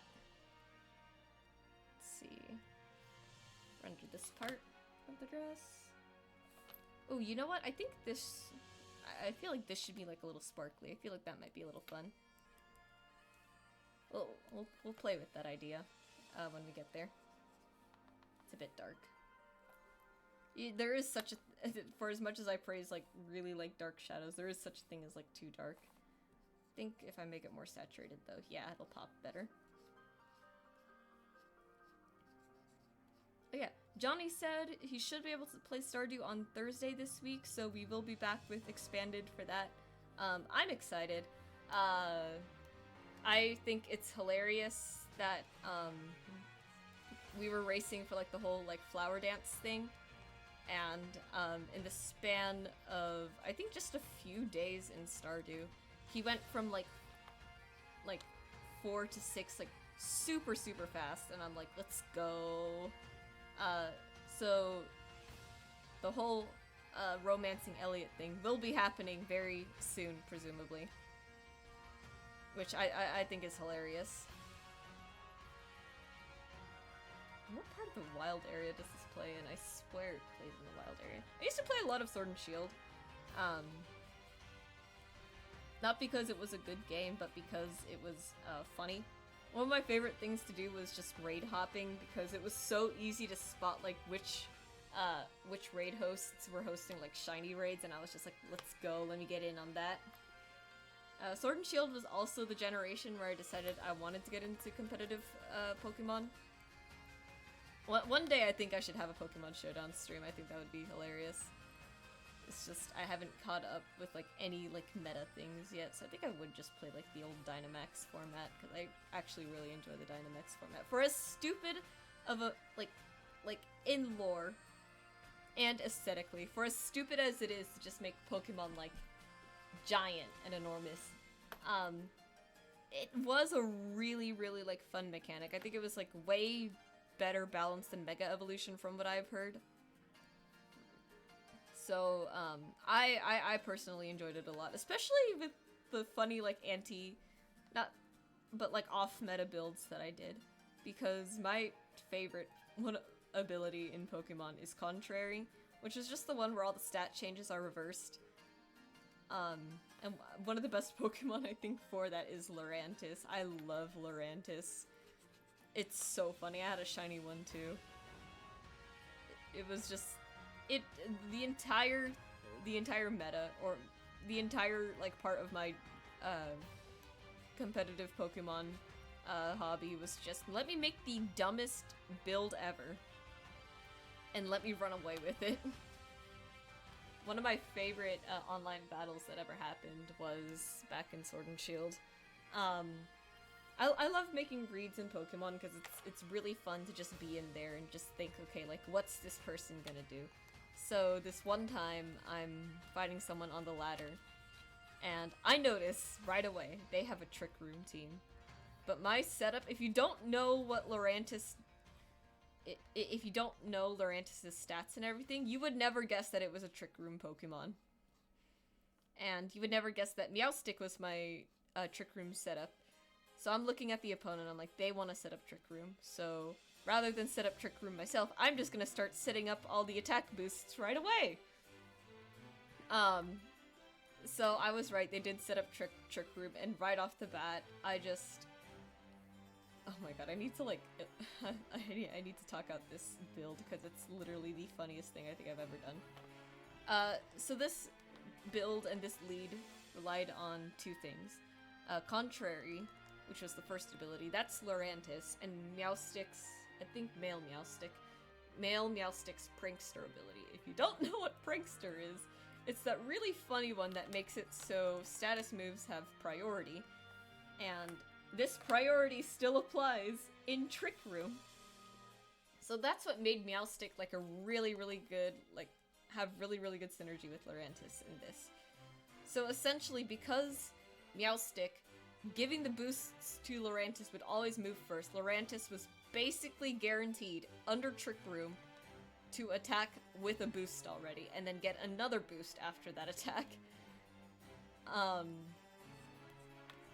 So the turn order was hilarious, and I'm just watching that. I'm just sweeping the team, and I'm just watching this other player just like desperately try to get out of the situation. They Dynamaxed, I think, and then I ended up one-shotting their Dynamaxmon, and then they just forfeited after that. It was so funny.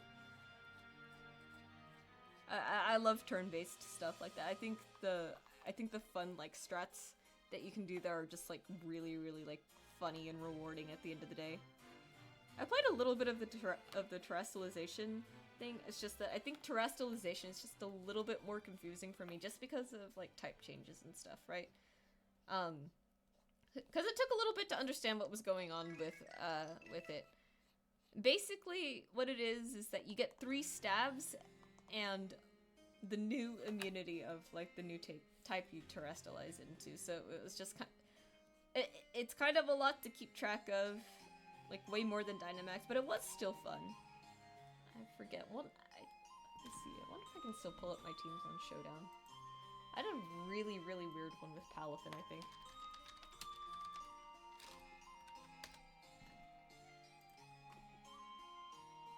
Play online, and then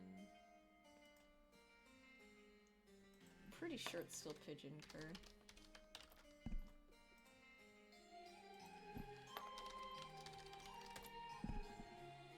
Yeah, and then I really do wonder if my teams are still here. I might have like cleared my history at some point. Team builder. Yeah, the teams aren't here anymore. But, it had something to do with Palafin. I forgot how it went exactly, but I think the goal was just, the goal was just, like, switch in and weakness policy, something like that. I just can't remember how it went.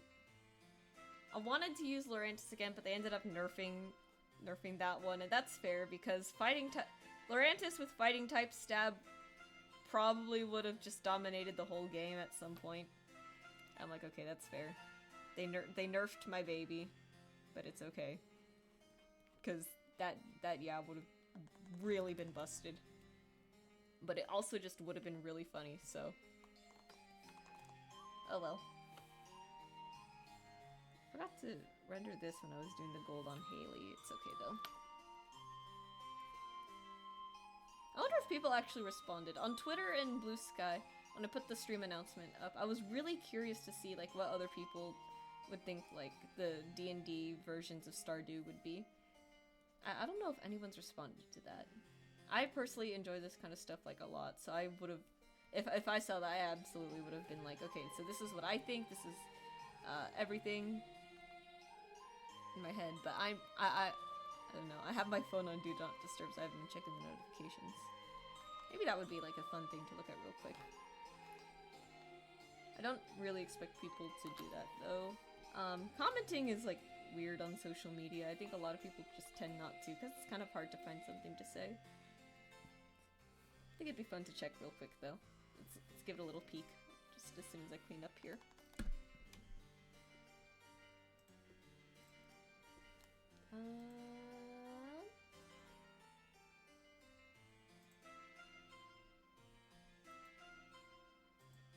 Lots of people on the Bard print. Oh my god. I'll have to like respond to those when I get the chance. Let's check the blue sky.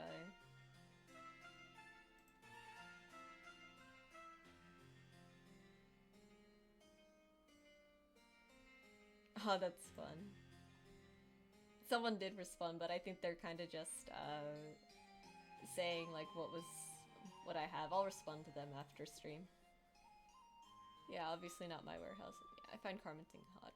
No, commenting is hard because it's like I want to say more than like, oh, this is cute art, very cool art, very fun design. Because, you know, I want to sound human, I guess, if that makes sense. It's not a bad thing to say that. It's a very good thing to leave comments like that. But I think it's usually like more rewarding for both me and the person who posted the art if I offer like something a little bit more insightful. That's personally why I do. It's also why I do like my art shares in a very like specific way. I encourage people to talk about their art because I think talking about art is one of the most important things that we can do in this day and age. It's just that a lot of people, I think, don't talk about it. I don't know if they're like, I don't know if how should I put it? I don't know if it's like a gatekeeping thing. I don't know if it's just like they don't know what to say. I don't mind either way. It's like, yeah, I'll still boost and I'll still leave like the nice comment, but I really do wish more people would talk about their art because I think, again, it is a very, very important thing. One, to help others learn. Two, I think when you have a lot to say about your art, I think that just solidifies you like even more as like an artist. Like it really like proves your skill. Like, hey, this is like what I did. This is how I do things, and it's rewarding. I think it's rewarding doing stuff like that. Let me save. I don't think I've actually saved in a little while. I keep forgetting to do that. It's kind of also why I like doing the art streams like this, because it's like I have a way to like talk about my process while I'm doing the process, and then maybe if I like go back and actually highlight things like I'm supposed to, hang on, then like I can share them and be like, hey, like fun little like video tip for you guys. I still want to do like art tutorials. Like I think that'd still be a fun stream idea, but I'm probably gonna say that for next Tuesday if anything, just because I think Johnny does want to get back to Stardew Expanded, and I do too, so that's what Thursday's stream is most likely gonna be. And I am thankful though for like all the people who do like talk about their art on the art shares, because it's like, I don't know, to me it's a sign that like you really like know your art style, you really like know what you're doing, and you're really passionate about what you're doing too. I think a lot of people, as of late, a lot of art accounts that like get really big, which is understandable, they are like really big, they do kind of have to like carry themselves in a certain way. It feels way more like corporate and businessy on their accounts than human. Not necessarily a bad thing, but for me it's just a little bit of a turnoff, because it's like I don't want to interact. Like I want to interact with an artist. I don't want to interact with a business, if that makes sense. Like, yes, you're doing art professionally, but you're as human as you say you are, I feel like you should like really show it in like all of your posts and everything. Um, Something like that. I don't know. That's my personal opinions. I would never want to reach a point on in my art career where I'm just posting like here's the commission I did. Like, follow, retweet, whatever. Or here's some. It just, for one, it also just doesn't feel like good marketing to me.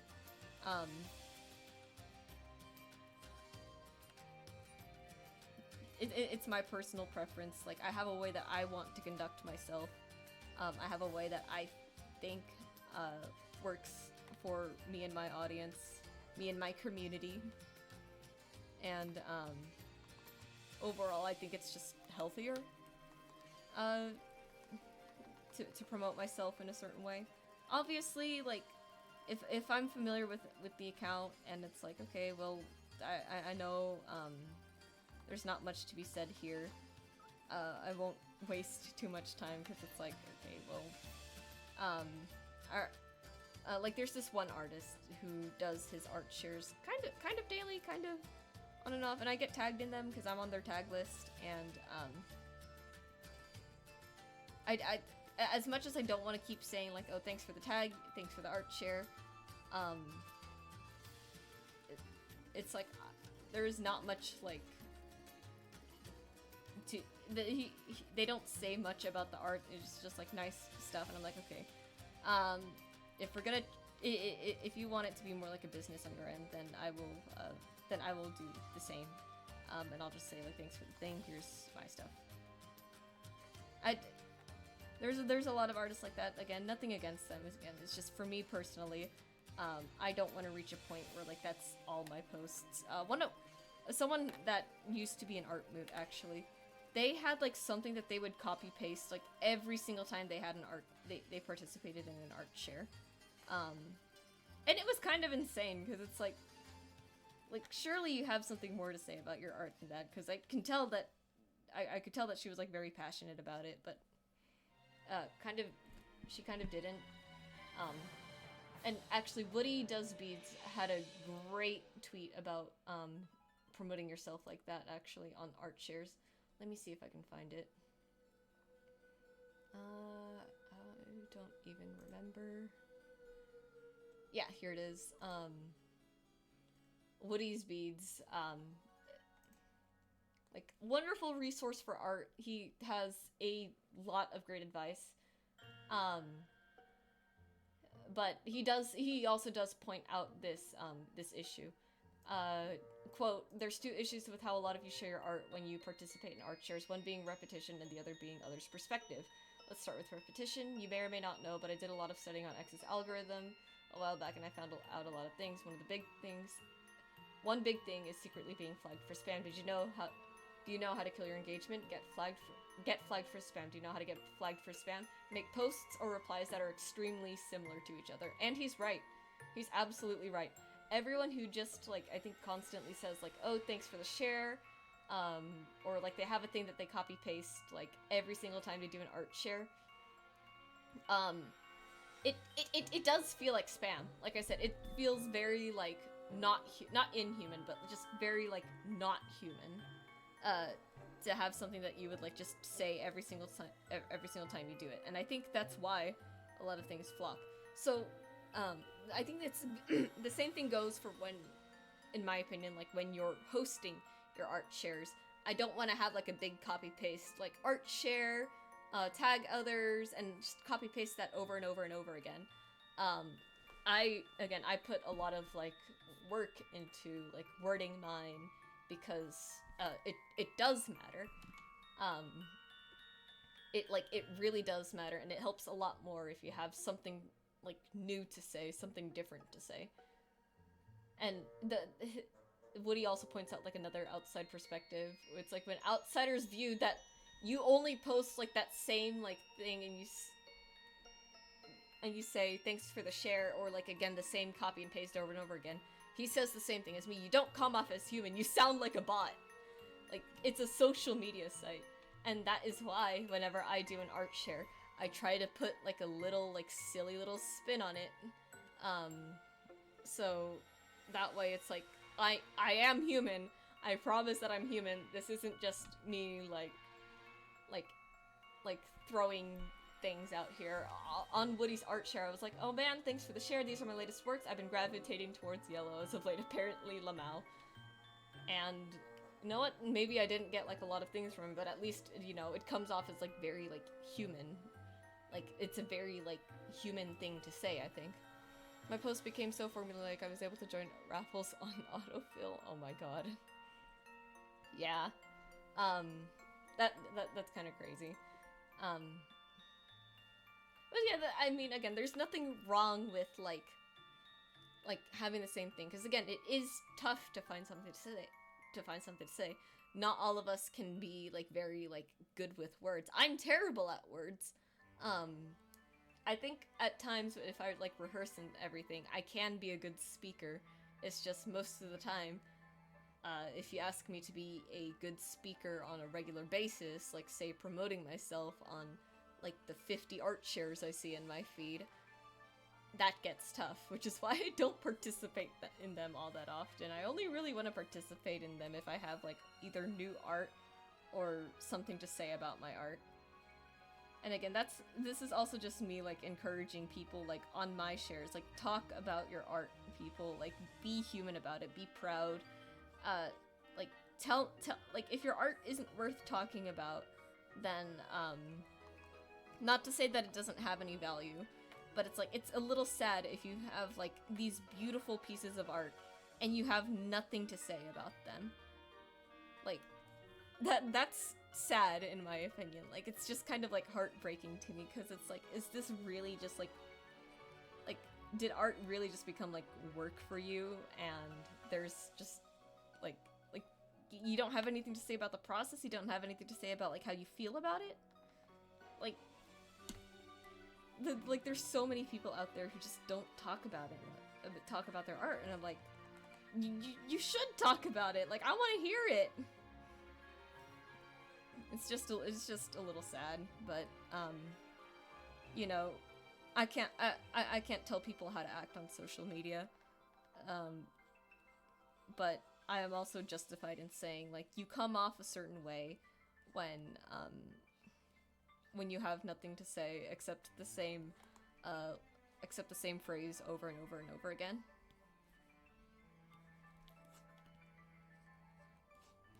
And it is funny too. If you look at some of the art shares that I've done, a lot of posts end up getting marked as, like, spam because that is all they say. It'll be like, oh, thanks for the share, and then it's, like, marked as spam, and it's like, that's so sad that, like, Twitter is doing that, because you don't deserve to be marked as spam, but it's doing it anyways because, you've probably said thanks for the share, like 20 times today. Like, I get it, it's like a grind, it's a hustle, it kind of sucks sometimes. It's going to be a slog, but it's like, I do wish there was a better way, but, this is just kind of like how it goes. I'm gonna change up this bottom part right here. This entire like chunk of hair, actually, it's not where I need it to be. But, like, I think I have something to say about all of my art pieces, which I think is nice. Even the ones that are, like, very, like, supposed to be, like, generic. This is just kind of like the post for today. I think it helps a lot. Like, the bard piece from earlier. I had a lot to say about that because I did pour, like, you know, a chunk of my time into doing that. Anything that, like, takes up amount of time should, like, you should be able to offer, like, a few more words than anything.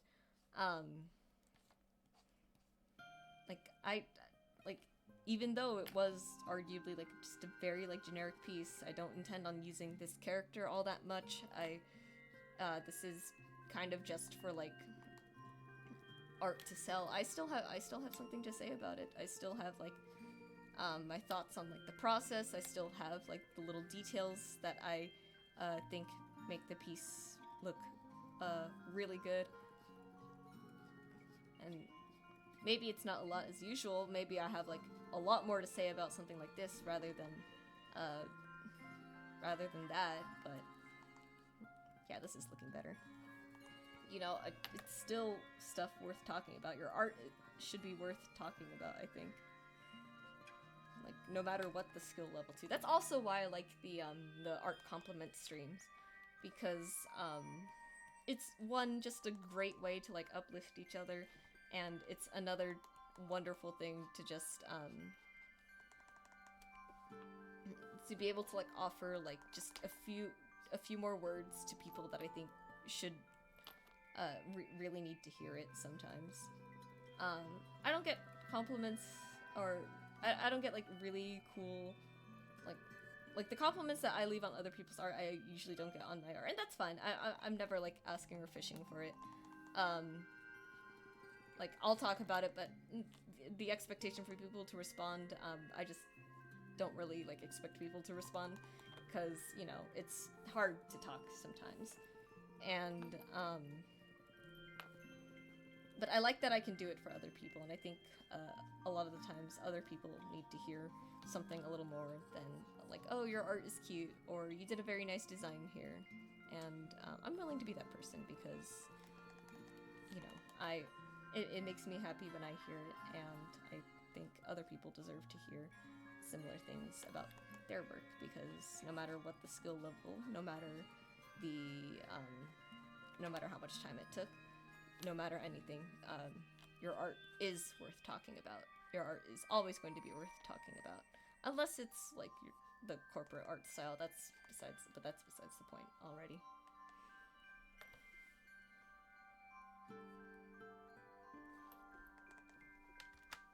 Okay. I don't think we're gonna finish this on stream today, but I think I will probably have it finished by tonight. I work at 11 tomorrow, so, not too worried about staying up too late for anything. And I am liking how this is going so far. And the music stopped again. Just keep that there.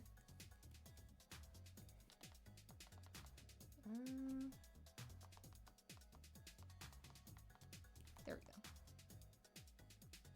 Thought I accidentally left a mark there.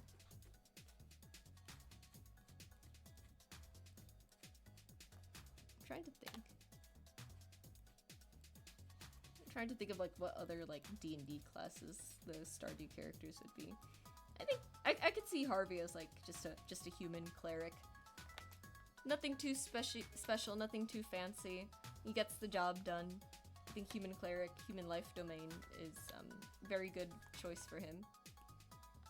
Who else is there in the Stardew cast? We move on from, like, the bachelors. Maybe that'll be a fun one. It's just kind of hard to say, like, the merchants and everything, because merchants, being a merchant isn't really a class in D&D, it's a background, really. Clint, though, I could argue artificer. There are clerics of the forge, which I think is kind of interesting, because, given the whole, like, thing of clerics typically being, like, support characters, forge is kind of like an interesting domain for clerics to, like, operate in personally. But I do like artificer for Clint. And I am kind of a fan for, like, fiery characters being blacksmiths and everything, so I think, like, fire or earth genasi would be, like, a really, really, like, good fit for him. It would also make sense too, because he has a line of dialogue where he states that he kind of only became a blacksmith because his family are from a bunch of blacksmiths, so I think having just, like, that extra, like, bit of him being, like, a earth or fire genasi, and then he's, like, he's taking up this mantle of blacksmith as, like, it makes sense in my head, to put it lightly.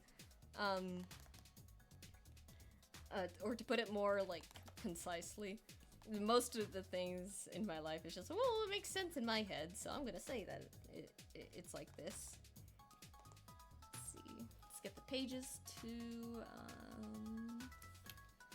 I love choosing colors for rendering. It's very funny.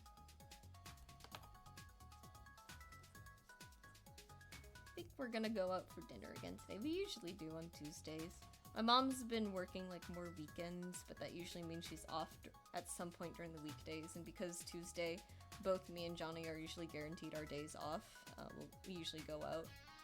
So I'm definitely trying to like get a lot of this done because it means after stream I probably really only have like the hours of 7 to something else to work on this. But to be fair, that is a long time.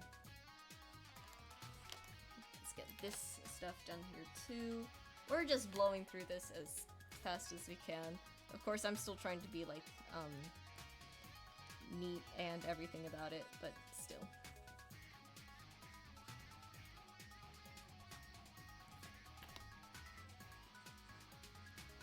I think art tutorial streams would be a good one. I'm gonna have to like figure out how I want to do that.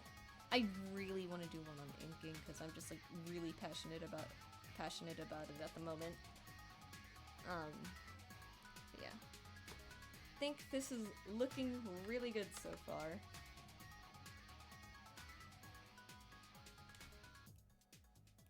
Alright, so next up I think is just the armor on Abigail, and she'll be done with shadows after this. Well, actually no, I still have to add a clipping layer for her pupils. I would have done it on the same layer, but I was like, no, let me get used to using clipping layers just a little bit more. I don't like using them for some reason. It's weird because it's like I know in my head it's like, oh well, it's gonna be easier for you if you do this, and I'm like, you're right, it is gonna be easier for me if I do this. But what if I didn't? And that basically sums up my entire art process. It's like, yes, but actually no. I'm not gonna do that thing that would make my life infinitely better. I don't know. I think a lot of my art I pride myself on like, oh well, I have a limited amount of tools. I'm just really good at using those tools.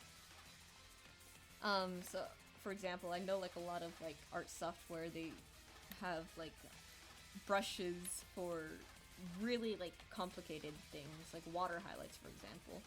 That would be a great brush to have. Procreate has that. And but I still don't use it because I think me being able to like paint them just by hand with like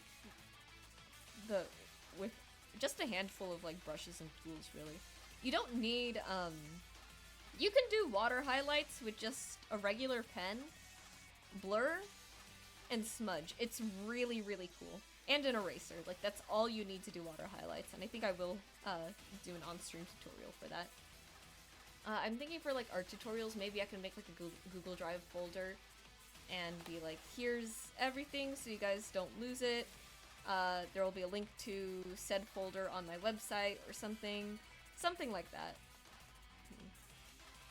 I should render the sleeves and everything too, actually, now that I look at it. I forgot to do that! Oh, me and my silly little ways of forgetting to do very important things when it comes to my art. I be forgetting a lot lately. But it's okay.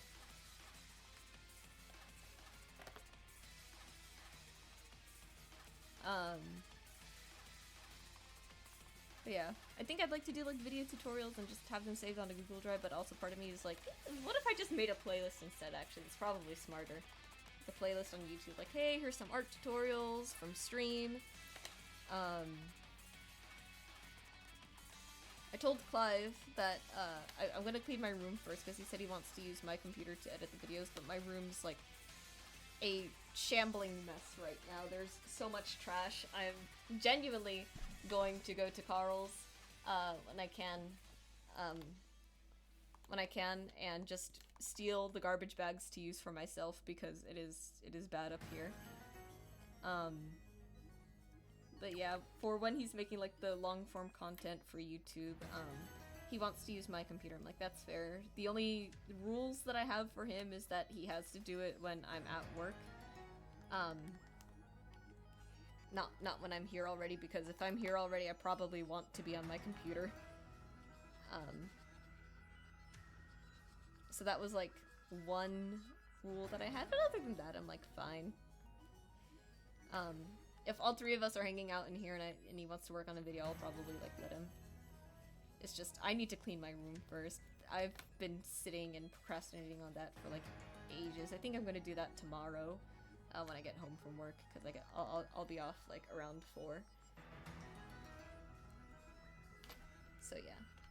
And then let me shade a little bit of the inside shirt too, just because it's like dark, but not dark enough to where I can get away without rendering. Well, no, I think I can actually. I'm not gonna worry about it. So that means it's just this part left.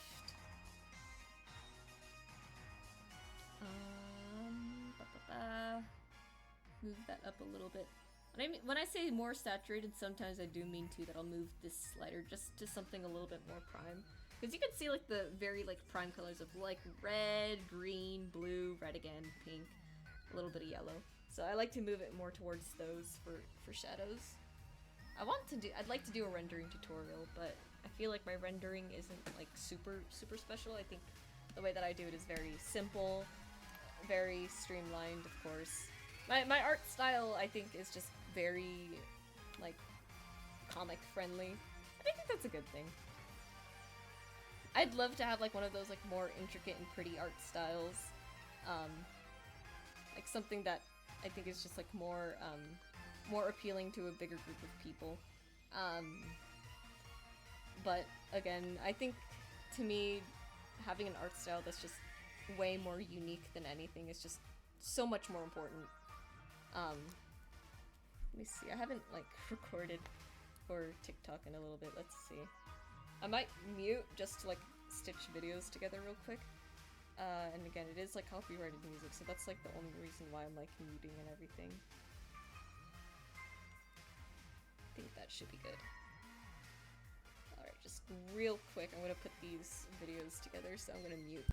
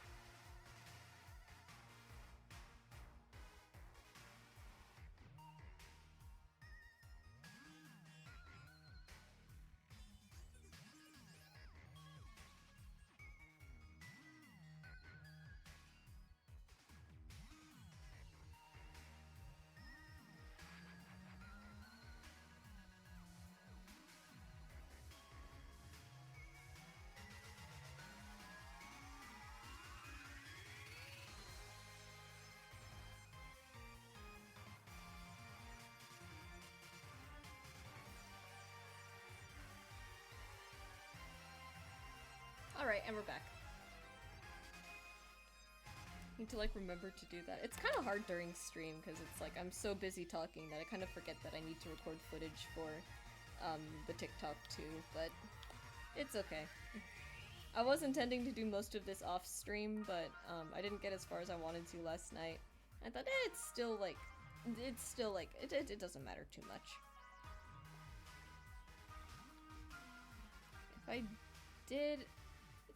If I did finish this last night and I wanted to do something else, let me fix that line. That part of the breast isn't like, the curve isn't like finished out. It's gotta be more like that. I did that on the wrong layer. It should be up here. Whoopsies! But yeah, there we go. If I did want to work on like something else today, it would have been this. Because I want to get more stickers and charms, but I still have to like redo the Baldur's Gate ones just a little bit, I think. So I thought a cute Displacer Beast charm would be good.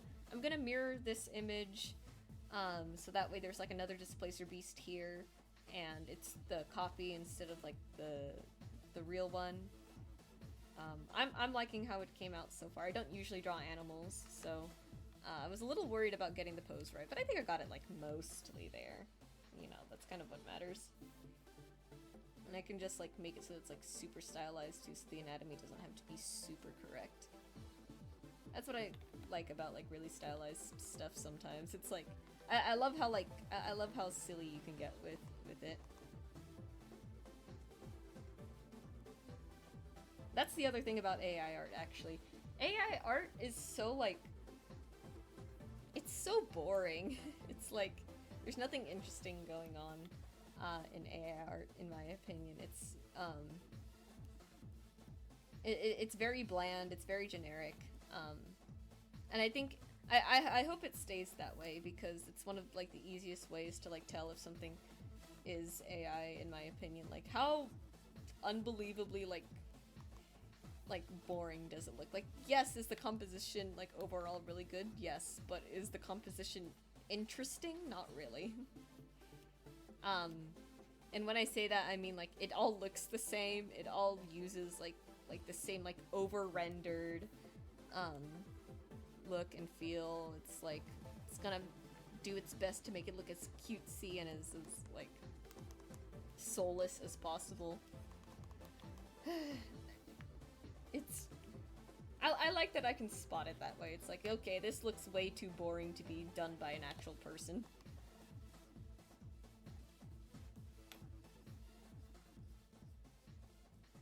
I like stylized stuff a lot, in case you couldn't tell. Haha. We're almost done with the shadows here, and it's gonna be about 2 o'clock, so highlights shouldn't take all that long, because again, the way that I do it is that I do my art like this, so that way the highlights don't take nearly as long. It's just Elliot's shirt that we have left. Alright. You're in the home stretch for this. I'm excited. Seems like more people turn out for the Thursday streams. Maybe I should just stream late at night. At the same time, though, I don't want to be streaming like until 1 a.m. on 2 work days, so...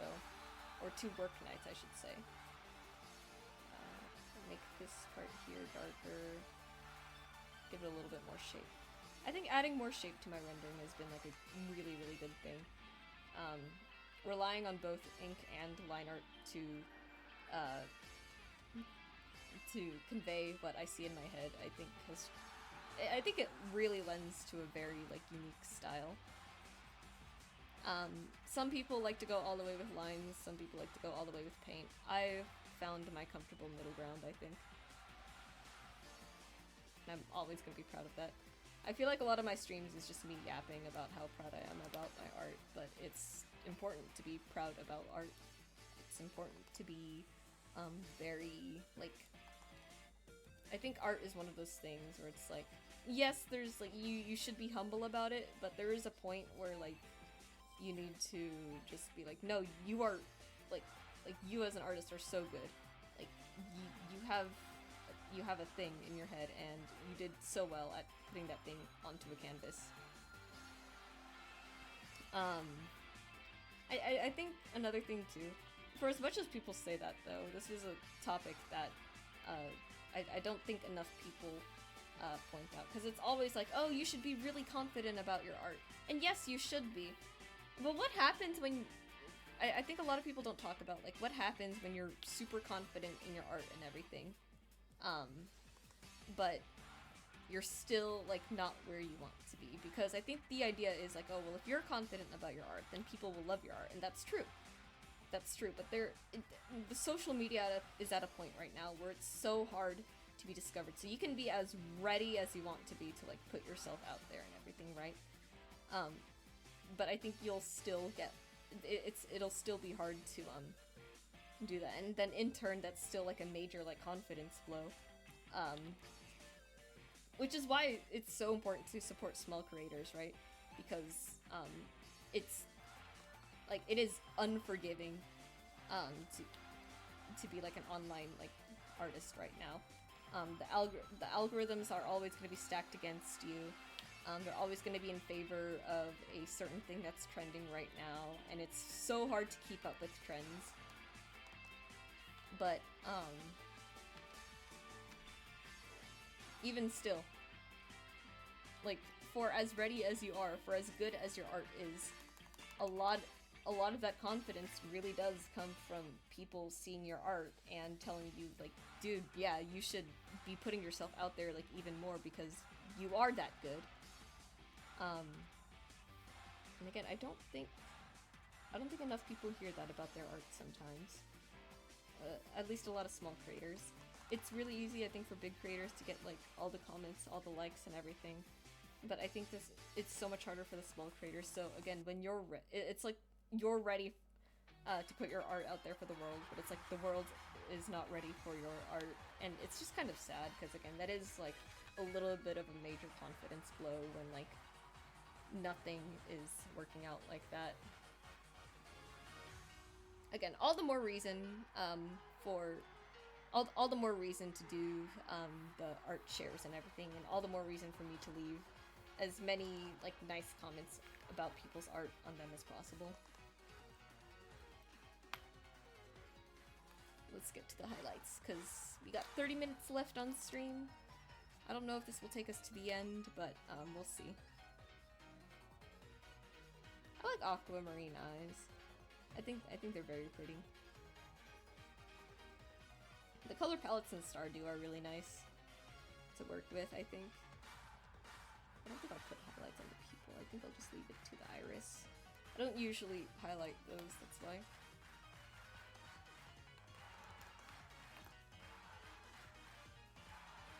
I like when artists have like a very like specific way to do eyes for like different like races and species. I think it creates like a really nice like separation of just everything. Like, oh well, here's what this kind of eye looks like, and here's what this other kind of eye looks like. I think it's really helpful, in my opinion. Because if I drew the same eye for every single like character, even though they were like a tiefling, even though they were like a shifter, I think it'd just be like really hard to tell like what was supposed to be going on, in my opinion. Because sometimes I'm not good at parsing that kind of information. Let me zoom out a little bit. Medibang is yelling at me again. It's like, why do you make me do these big things? I'm like, because you should be able to handle these big things. It feels good though. I love when my art software starts to suffer because the art is getting too goddamn big. It is a little bit annoying though, because, well, I do tend to go for a more rough look. I do want my brush strokes to at least not look like they have corners in them. That's like the biggest issue when it comes to like these performance dips, right? Like, it'll look like there are these like really like messy spots in there. Like that's not the intended effect. That should not be happening. It happens a little bit on Procreate, but I'm kind of blaming that on the iPad screen because it's old. A lot of the stuff that I have is just like hand-me-downs from like my brother. Because Johnny buys more tech than me. He gets more upgrades than I normally would, so it just so happens to be that a lot of the stuff that I have is just like his older things that he already like upgraded. So it's like the same for my current phone right now, it's the same for my iPad. And then he's already thinking of like getting another, like the new iPhone or something, so he's like, you can have this one, and I'm like, yeah, I could have that one. I don't like to upgrade like my stuff a lot. I don't know why, I just don't. To me, it's like, if it really ain't broke yet, I don't need to like replace it, I guess.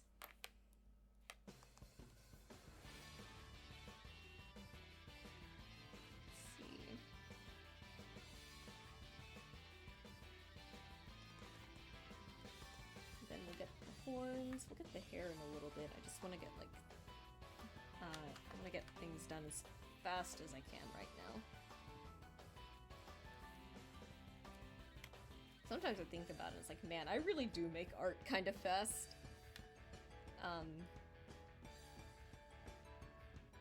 There's what, like 2 to 3 finished pieces every week, and then like in between all of that there's like new projects being started too. The next one for sure is going to be that little Displacer Beast charm.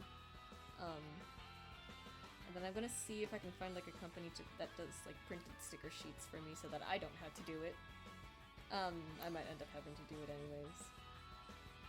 And that's fine, it's fine. I just don't know how I'm gonna... I don't know how I'm gonna get like the nice glossy sticker paper otherwise. So I think I will just try to find a company that's just... we have sticker paper at home. I've printed my own stickers before here. The thing about the sticker paper is that, like, the glossy one takes forever. The ink takes forever to dry, and it's always just, like, kind of smudged.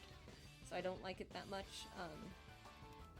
And then the other one that we have, it's matte, but, like, matte stickers, they're not as fun as, like, glossy stickers. So we tried lamination sheets, but that didn't, like, look that good, and I don't think the lamination sheets actually, like, held together that well after we cut the stickers out.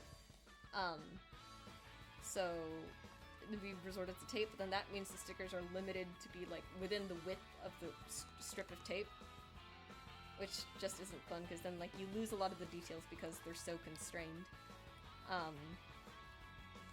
So that's why I haven't, like, printed my own stickers in a while, but I think I'll try and do that for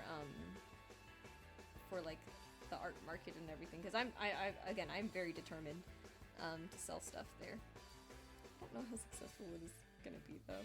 I really feel like if I do go there, I'm just gonna end up, like, losing, and that's okay. I need to, like... I still have, like, confidence things that I need to work on, and I need to tell myself, like, it's okay if I, like, lose out of this, or if I just break even, because this is my first time, and what's going to matter is whether I think it's a good experience or not. And I'm sure it's going to be a great experience. I'm really excited.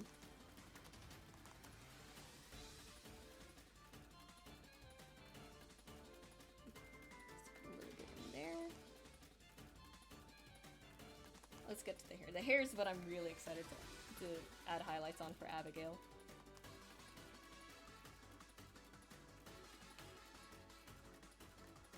Let's zoom out again. I think I will actually, like, record for this one too.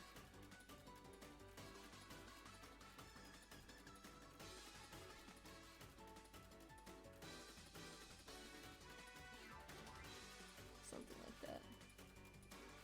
I wish I had, like, a tripod or something to mount my phone on. It's so hard to hold a phone and record at the same time. It's easier for rendering, because I can be, like, really loose with my movements. Like, I don't have to be nearly as precise, but with inking, that's when it gets difficult.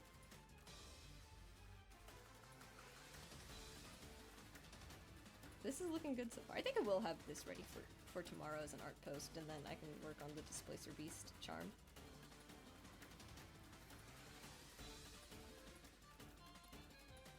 Let's see. We're almost there. We're almost there.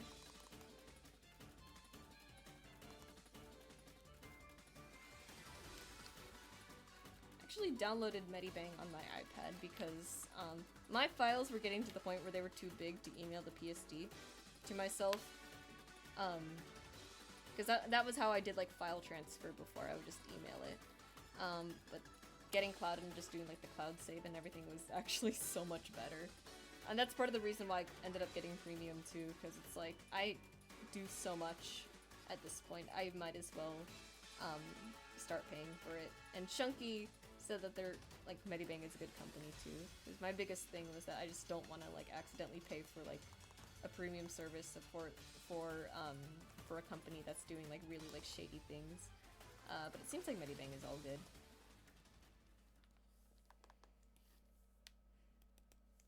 Because, like, what is it? Clip Studio Paint? One of the art softwares out there, for some reason, has, like, AI art tools, and I'm like, why would you... Like, do you want to lose your business?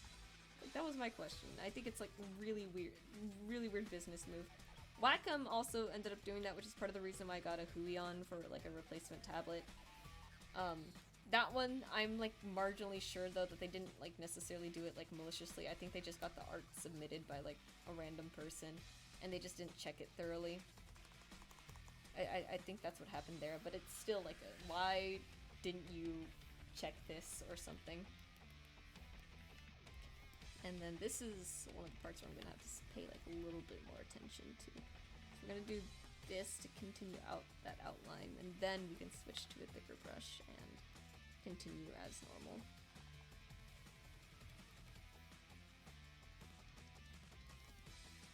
And I'm getting those buffer things again. I really do wonder if it's like a Medibang or a graphics card thing. It's just, I'm just a little worried if it's a graphics card thing, because I don't feel like upgrading my computer yet, because I don't think I really need to. Maybe to just like something closer to like a 4000 series, but I don't know. Some people, it's like their game graphics are like everything to them. I'm like, they don't need to be that good. I care way more about like whether the game is good or not, rather than how it actually looks. There's so many like old games that just use like regular pixel graphics that are so good, and I think they're still better than a lot of like the AAA games today. And then on top of that too, even like small indie releases like Trading Card Game Simulator or Trading Card Game Shop Simulator, that game was like super popular, and its graphics were just like regular like Unity assets. It wasn't like any like high definition stuff, and it was a really good game because it got a lot of people playing, and there was like a whole system. There was like metas. It's sort of a meta for it. It's like, why do we even... I don't think you need to care too much for a game's graphics than anything. It's just extra.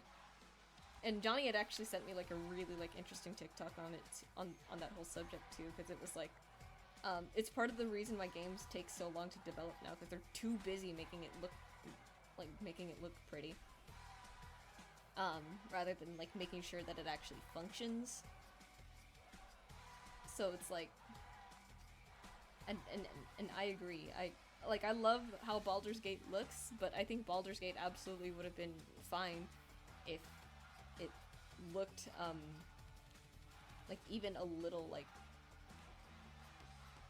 not necessarily worse, but like if it looked a little bit less high definition. Like, it doesn't need... To me, Baldur's Gate 3 was like such a good game that it didn't like need all of like the fancy graphics and everything. Because to be fair, it's like you gatekeep a lot of the community, first of all, from playing your game if you have like really high graphics, because a lot of people don't have systems that can run that. And then second of all, it's like you've spent so much time on like this part of the thing that you've neglected these other parts that make your game great. Baldur's Gate 3 is just one of those rare instances where it literally nailed like all areas of like game design, and it is like not necessarily the perfect game, because you know, if it was the perfect game then everyone would love it, but it's not like it's just one of those games where it's like it looks really good, and it like the gameplay is great too, and the story is wonderful. That's not easy to get nowadays. Oh shoot, what happened here?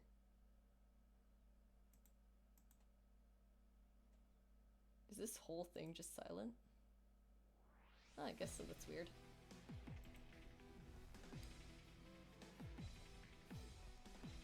And like, take a game like Minecraft too. I wouldn't say the graphics in Minecraft are like super high res or anything. They're just, you know, it's just, again, like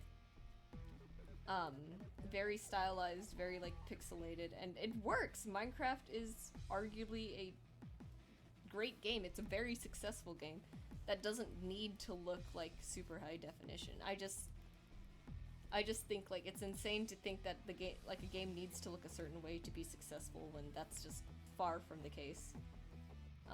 But people swear by it, and if you really like the pretty graphics that bad, I guess that's more of like a you thing than it is like a general like consumer thing. I know I just know that I have my preferences and everything. Maybe this is something to do with the fact that I grew up on Nintendo. I grew up on the golden age of Nintendo. Like, oh my god, the DS area was actually like the best, like I think it's been the best for like handheld like gaming just ever. Because what is, a lot of my favorite games came out in the DS era. Like, of course, there's all like the really good Pokemon games, and then there's like stuff like Mario and Luigi Bowser's Inside Story, because that is unbelievably like the best one. Like, best soundtrack, best game mechanics. I don't know about story. I'm not gonna lie, the story was a little bit all over the place. But I think for a Mario game, that is like kind of expected. That is kind of just what happens in Mario games, from what I understand. And then, of course, the Mystery Dungeon series, because I will not shut up about that series. One of these days, I'll make like a funny like video essay on like why it's the greatest game ever. Like everyone does. Everyone with taste does. I'm kidding. The IGN score for Explorers of Sky makes me like so upset. Because it's like it's very obviously like a dungeon crawler that was played and reviewed by someone who is not into dungeon crawlers. And it's just like, bro.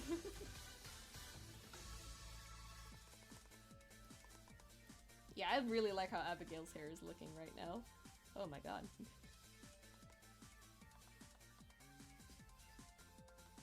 I would like to play Mystery Dungeon on stream again. It's just, I feel like it'd be kind of weird if I did, because I'm already in the epilogue on my file, and I feel like you guys like would have missed like a lot, and I wouldn't ask you guys to like go back and watch like those 5-hour VODs, because when I was streaming Mystery Dungeon, it was just for like me and my friends, and I just wanted like VODs there to like look back on game moments. So I was just playing for like, it'd be like 10 p.m. to like 5 o'clock in the morning. So it's like, I would not make people sit through that.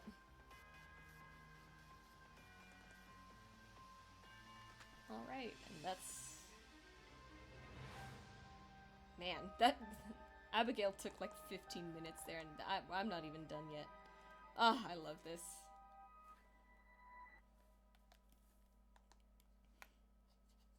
Let's see, add a little bit of extra light here.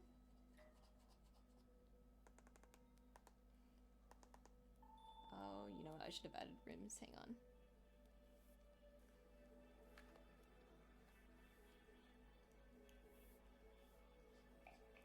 Something like this. There we go.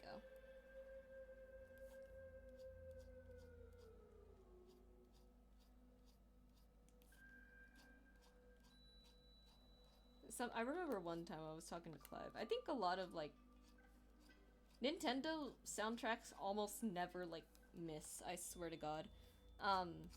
Like, I love Baldur's Gate 3, for example, but I feel like some of the soundtracks in there just should have been way more hyped. Or they could have been a little bit stronger, something a little bit more memorable. So I think that's another huge thing for me, like, is how memorable is, something. Oops. Okay, I'm still on the right layer. I remember for the Cazador fight in Baldur's Gate 3, it's not that I wasn't like super excited playing it, but it was just kind of like a weird thing that like this big moment for one of the characters, one of the most popular characters, it just felt like the music was kind of like really taking a back seat there for something that was arguably like super intense and should have been like very dramatic. Grimm's boss theme from Hollow Knight is exactly what I think Cazador's boss fight should have sounded like, but I think it just uses like the generic track for the for the palace, which is certainly a choice. It's just I don't know if for me personally it was like the right choice as like narrative wise and everything. It was just kind of weird to me that it was the soundtrack was so like generic and unspecial sounding. I think it just should have been like way more dramatic, way more like intense, because it was a big moment.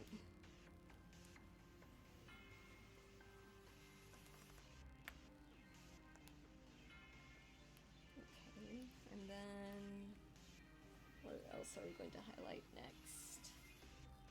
I think I'm gonna get through like more of like the clockwork first, just because there's less of it, so I can get through more of it faster. And we'll be wrapping up in about 10 minutes or so. So let's just see how fast I can get through this. I'll finish the rest of it like off stream and it should be ready for tomorrow.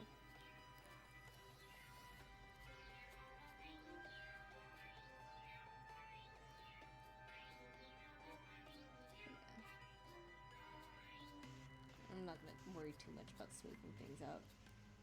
Like I said, the shadows are doing most of the work for the highlights. I don't need to worry too much about them.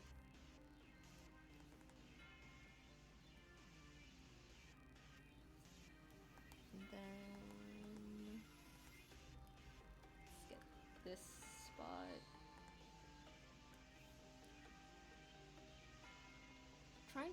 Usually I like to make the highlights a little bit like more saturated too, but as to not take away from like the purple draw of the hair, I'm going to gray it out just a little bit. I still want it to be like colorful and flashy. Oh my god, why does this sound like a different soundtrack all of a sudden? I know this is still Pokemon, but that's crazy. I always liked the in the Gen 8 soundtrack for the themes for the legendary dogs. I do like that they incorporated the howls in there. I think that was very cute. I don't know why dogs though. It's like I think it's interesting to go from like these great like dragons and fantastical beasts to oh, bot. Thank you for putting the knife spam in there.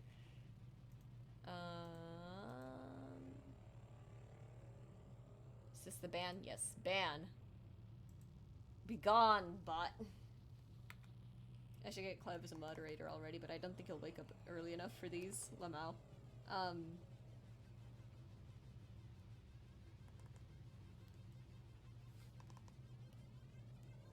Anyways, I do like how I think it's interesting that like between like if you look at Gen 7, right? Gen 7, the box art legendaries was this weird like lunar like bat thing and this solar lion made out of like pure steel and stuff. It like they look like they actually look like legendary beasts, right? When you look at the legendary box arts or box art legendaries for Sword and Shield, it's just kind of interesting that they're armored dogs. Nothing wrong with their designs or anything, I think objectively. I think they're good designs still. I just think it's like a weird choice to make it your box art legendary. Like it feels very it feels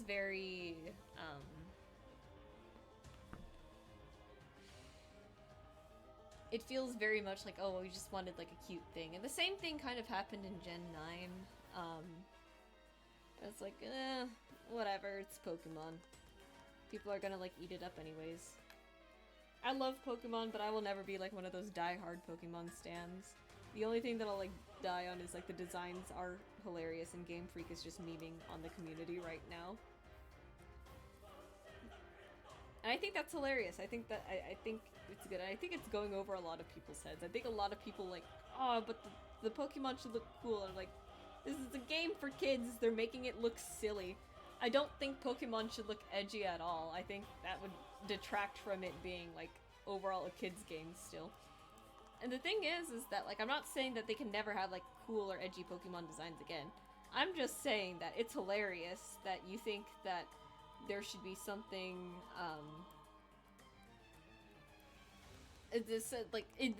I just think it's hilarious that like in the game you think that a Pokemon like Smoliv is like stupid when I'm like, this is a meme. They're literally just using memes now. This is the greatest thing I've ever seen Pokemon do in a while. Or the most hilarious, not greatest, I should say.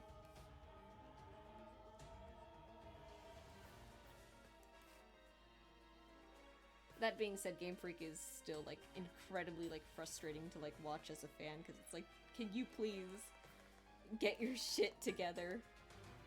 I think they're like slowly starting to learn it, but I'm not too sure about it. I hope they do. I hope they do. I really do love the Pokemon franchise. Let's see. I'm gonna get the shiny on the armor. I I think I should add some scratches on the plate armor too. I think that would make a lot of sense. Look how shiny it is. Like, wow! Flashbang, you guys, with my art.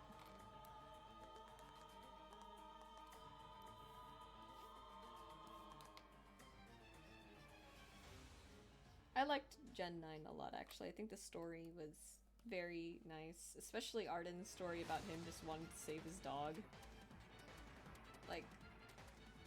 Like I know it's cheap to just use like an old dog like that, but it's like it's still heartwarming. It's still very nice. I just think that the story should have been like way more up front and center. I don't think they should have gone like the Legends Arceus route or the Breath of the Wild route, because every game is trying to do that right now. I think something way more linear would have lended more to the story, and I think the game would have like done a lot better. But I do appreciate that they tried something like really different. I'm not sure if I'm gonna like continue liking like the free roam and everything, but it is fun. Don't get me wrong, but it's like I think the story just suffered a little bit because of like the non-linear gameplay. Because that when you do non-linear stuff like that, it does kind of mean that the story is just gonna end up taking like the back seat, just because that's just how it goes. Hollow Knight does the same thing. It's just that Hollow Knight's world building is, you know, like way more like mature, so you're gonna get like way more interesting themes out of that than a game like Pokemon usually. So that's kind of how that went. Again, nothing wrong with the non-linear storytelling. It's just I think that the story that they were trying to tell suffered a little bit because of the whole like free roam and everything. Again, completely fine, still just that's my opinion. I have very, very silly opinions, I think. I don't think they're strong opinions. I think they're very, like, reasonable. My favorite generation will always be Gen 5. Great gameplay, great designs, great story. I think all around it just hits really well. I love the villains too, because it's like, it is an interesting idea to like suddenly put it in your hands. Like maybe you were the villain like all along from making the Pokemon like fight and beat each other up. But the way I see it, or the way that I think Pokemon would rather have the community see it is that it's not you're not making them fight against their will. Pokemon are, when you equate them to animals, it's like, okay, that's fair because they do look like animals. A lot of them do. But I think something important to realize is that Pokemon are way more intelligent than the average, like, dog. Like, they're insanely smart. Which you could argue, well, like, that's even more of a reason why they shouldn't be fighting. And yeah, that's definitely a point, but it's like, they are literally saying, like, yes, I want to fight. We want to do this, we want to train, we want to do this. So it's like, I think that's the impression that Pokemon has always, like, wanted to, like, give off, when it comes to, like, whether that was, like, on the subject of it. So, but Team Plasma was still, like, really interesting for that.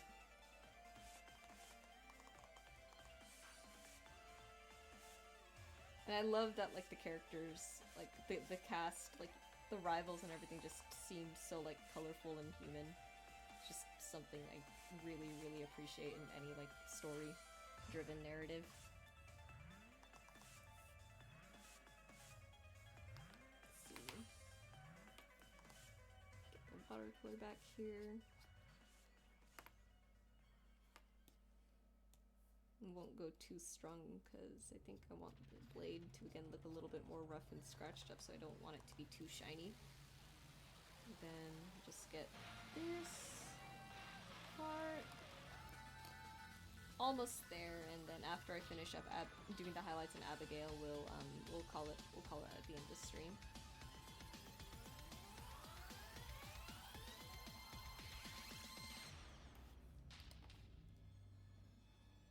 Just something really, I think, nothing too overpowering, just because I already didn't put like shadows on there, so I don't want to like go too hard on the highlights.